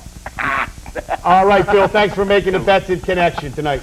Bill from Ocean City. Jason Tarvis really is another player that deserves mentioning when you talk about Ocean City, Keith. There's so many players on that team, and they're interchangeable parts. That's right. Tonight, when you watch the game on Channel 2, you'll see that when Sinclair got hurt, Baker came in, ran the same plays that Sinclair did, and gained just about the same amount of yardage. And, of course, Baker was coming off an 111-yard day the previous week against Egg Harbor Township. But Keith, it's been a terrific year for high school football in this area. I want to congratulate all the coaches in the Cape Atlantic League, and we've covered a lot of games, and it just seems like every game comes down to the last minute, and the weatherman has cooperated. Absolutely. Keith, I cannot remember a better fall in which to watch high school football. Don't you think it's the best year in recent memory for depth, Chuck? Top to bottom, very little separates those teams. Well, if you just look at the running backs, of course, Sinclair and Baker at Ocean City and Tarvis, Parker at Egg Harbor Township, Phil High from Absegami, you saw the highlights from him today. John Farrington we saw last night from Millville. All around the league, quality running backs. Football's coming back in this area, Keith. Dimmick Elliott, Atlantic City. Don't forget him either. Yep. John, you're on the Betson Connection. Yes, hey Chuck, I would like to know your personal opinion on the Atlantic City Violent game today. How could you lose if you're up 25-0 at halftime? Wow. John, I wasn't at the game, and I understand it was a big comeback by the Clan. They do have two very talented running backs, but I know Bobby Weiss's heart has to ache tonight. Game at John Boyd Stadium or Bader Field, whatever you want to call it, but I understand the Vikings were stunned. Were you at the football game, John? Yes, I was. Tell us what happened. How did they blow the lead? They just gave up. They just gave up. They thought they had the game in their hands. And they gave up. I can't believe that a Bobby Weiss coach team would quit, Keith. Chuck, I think it's a question of overconfidence. Overconfidence is a killer at all levels. Maybe AC got a little bit fat-headed at halftime, ended up losing the football game. Well, John, you can always bounce back because let me tell you something. No matter what happened today, all the bitterness can be erased if the Vikings beat the Spartans on Turkey Day because that really is the biggest rivalry in the area. John, thanks for making the Betson Connection. Keith Levan, before we go to break, you were a part of that Atlantic City Holy Spirit game on Thanksgiving. Talk about what it means to participate in that clash. Well, it's the most important game on both teams' schedule for this reason. It's like a backyard civil war. Where I lived in Margate, I played for Holy Spirit. The family right behind me, the Rafter family, all their kids played for Atlantic High. So we were friends off the field. We knew each other very well. That was the most important game because we knew if we lost, we had to put up with that other family for a whole year. Big game. Okay, you're watching the Betson Connection, Cape Atlantic League Edition. Chuck Betson, Keith Levan. We're going to take a break. We'll be back with more right after this. Cape Atlantic League Edition, Chuck Betson, Keith Levan. And hard to believe that the high school football season is really coming to an end. What a great year it has been. I want to thank all the coaches who have been gracious enough to come in and do the show with us. And still got plenty ahead. Turkey Day, as well as Ocean City's quest for the South Jersey Group 3 Championship that'll begin next Saturday in Ocean City. We will be there in full force.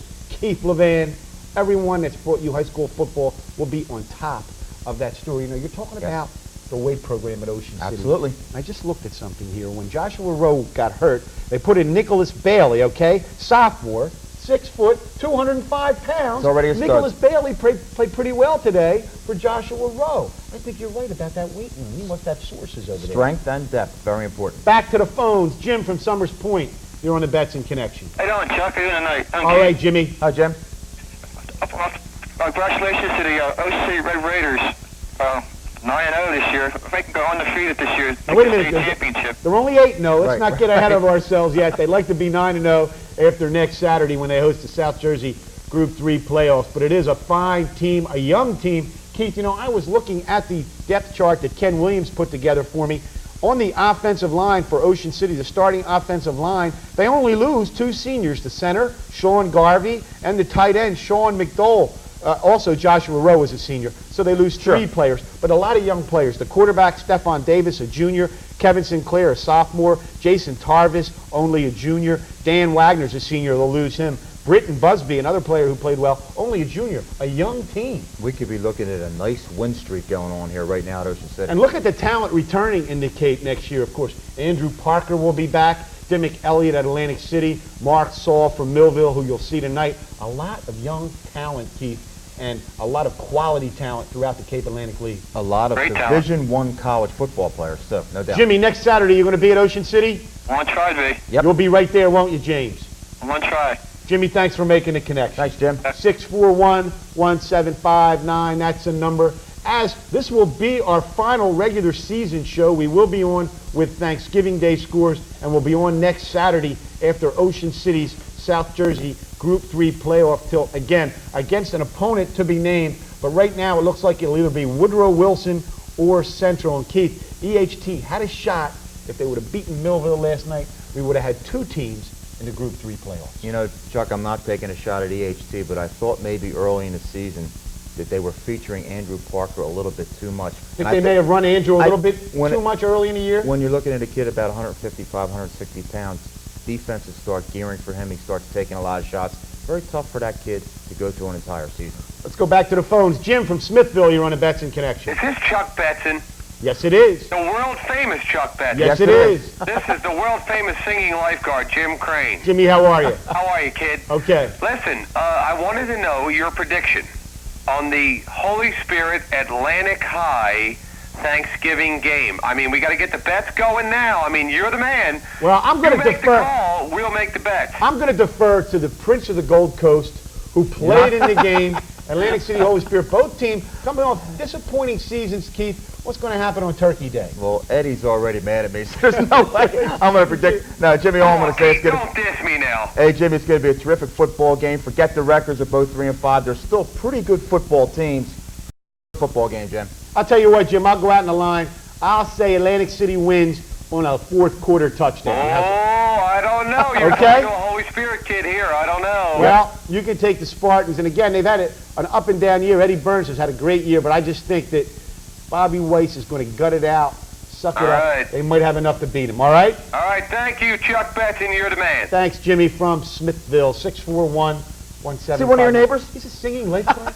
Something like that. I think he's a comedian, too. Is that right, Mr. Levan? Yeah, he can do it all. All right, update on the Penn State score. Illinois now out in front, 31-21 in the third quarter. That's not over yet, Not Mr. near Levan. over, Am brother. I correct? Let's go back to Ocean City. Everyone's excited about the Red Raiders. Joe, you're on the Betson Connection. Hi, Chuck. How are you? Just an observation about the Ocean City Red Raiders. Yes, sir. I think that Gary Degenhart and Skip Angelo are doing a terrific job. One thing I might point out, for them to advance in the next level, that being the States, I think they have to add a little bit of a dimension to their offensive scheme. Not necessarily to develop their passing game, which I think it's too late in the season to do that, but a halfback option, a reverse, some kind of a wrinkle, because I think these other teams are just going to be scouting us and have us down pretty pat. I was just curious what you fellows thought. Joe, you know, you make a good point. Gary did allow Stephon Davis to throw the ball some today, and he had some receivers open. In fact, there was a pass to Wagner in the end zone. I thought it was a touchdown. Stephon threw the ball well. I think the dimension you may see Stephon Davis keeping the ball on the option. Your favorite coach, Lou Holtz, likes to run the option. He doesn't have an option quarterback in Ron Polis, but I think Stephon Davis has the ability to run the football, and if you start sticking the ball in the gut of Kevin Sinclair, pulling it out, and then running the option, I think you'll get something. I also would like to see some misdirection in the Ocean City offense. I agree. A la Delaware, the Blue Hens, the Wing T. I think maybe you may see some of that. But you know what, Joe? It's hard to argue. They do simple things, and they do them so well. They tell teams, hey, you know what we're going to run. We know what we're going to run. Let's see you stop us. And it's worked all year. Jason Tarvis can also throw the ball. I'd also like to see Jason get some calls to his left. He's left-handed, and let him run to his left. He always seems to be running to his right, which I think it would help him if he could run to his left a little bit. By the way, Josh Baker unquestionably is the MVP? Yeah, with a very close second going to Jason Tarvis, I think. Yeah, Jason Tarvis has had a great year. And, hey, Kevin Sinclair just about shattering every record in Ocean City. I mean, I think they're going to erect a statue of him on the boardwalk out in front of Mac and Manco's Pizza. Correct, Mr. Levan? Absolutely, buddy. Joe, we'll see. Thanks, Chuck. Joe, we'll see you next Saturday at America's greatest family resort. You made a good point. Ocean City Red Raiders. I made a good point. You made a great point. I think the toughest play in all football to stop is the quarterback option. You might see the quarterback start keeping the ball a lot more, but hey, Gary Degenhardt's a basic guy. He is a basic guy. He's not going to change too many He's a nuts things. and bolts guy. You know That's what I like right. about Gary? He knows where you're coming from. There's no facade with him. What you see is what you get. If you don't like him tough, that's the way he is. Absolutely. And that's the way his offense is. Look, they're going to tell you what they're going to run. You stop that, maybe we'll run something else, Keith. They keep it simple, but they're effective. Can't argue with 8-0, buddy. Let's go back to the phones. Gwen from Ocean City, you're on a Betson Connection. Hi, I'm an Ocean City cheerleader, and I just wanted to say that I'm very proud of the Ocean City Red Raiders this year, and I'm very proud to cheer for them, and I hope they do really well for the rest of the year.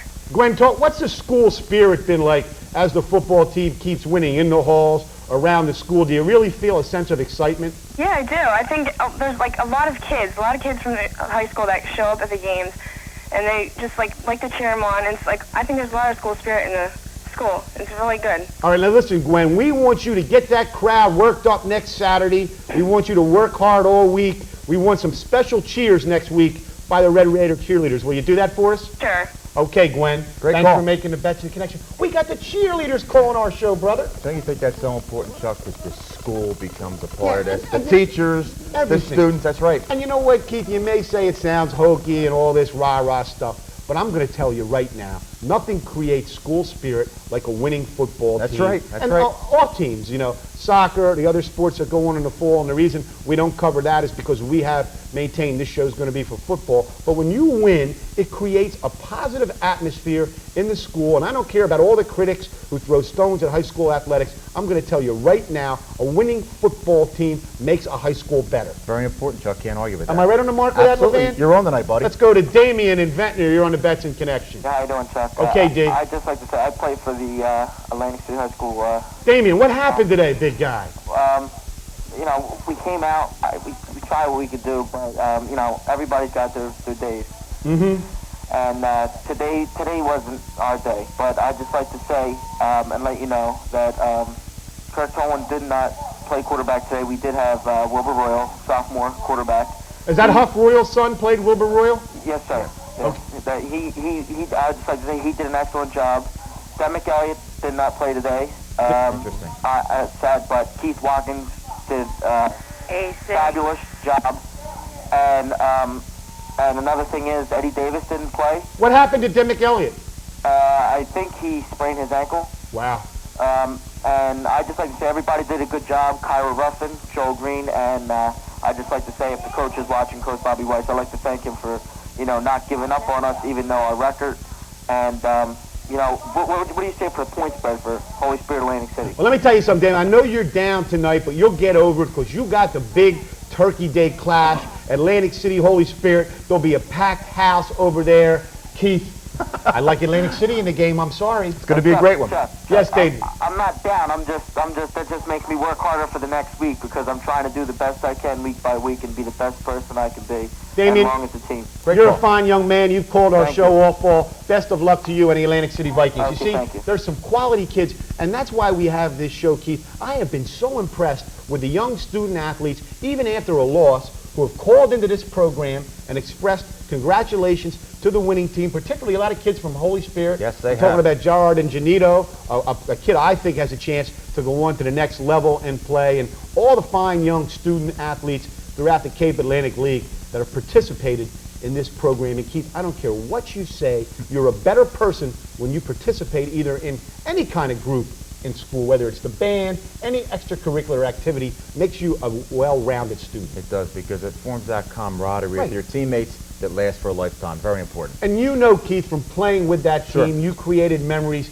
that linger on for the rest of your life, although you disappointed a lot of people when you didn't go to your 20th year reunion. Did you have to bring that up again? I am bringing that up because a lot of people at Holy Spirit are very disappointed. I probably should have gone, and I had a lot of good friends. I probably should have gone. I've apologized many times, and I have seen many of them since, Chuck, and I know it was a great affair for all. Okay, late score from Penn State. Illinois 31, Penn State 21 in the third. Again, Ocean City wins today to defeat Absegami. They'll host the South Jersey Group 3 playoff semifinal the next weekend, Saturday in Ocean City. It'll either be against Woodrow Wilson, Central, or also Rancocas Valley could be in the mix. If it comes down to strength of schedule, looks like Woodrow Wilson may get in. Congratulations again to Gary Degenhardt. Also, congratulations to Coach Sidney Scott at Pleasantville. 6-3 season, the most victories since 1984. They were getting ready to do away with the program. Coach Scott has brought it back. And also, congratulations to Jeff Spector and the Oakcrest Falcons, who quietly may be playing the best football of anybody in the Cape Atlantic League right now. Keith LeVay, another great show. Chuck, great show. Great being with you, buddy. You get ready for Turkey Day? You getting your helmet out? I can't wait. Eddie Burns may run you out there. Can you make a tackle still? He needs a linebacker. Probably not, but I'll be there, buddy. All right, for the Prince of the Gold Coast, Keith LeVan, for the entire staff of this show, and I have to especially mention this man, Justin Lefevre. What a job he's done every Saturday getting the scores. Yep. Lamar Clark, Perry Mordelite, Thomas G. Skull, Jack Hagan, our director, and of course, our floor producer. What's his name? Mr. Matt Betson. Should we bring him back again? Absolutely. You think he's done a good job? Terrific job. Okay, for the Prince of the Gold Coast, Keith LeVan, this is Chuck Betson telling you, thanks for making the Betson Connection. Good night, everybody.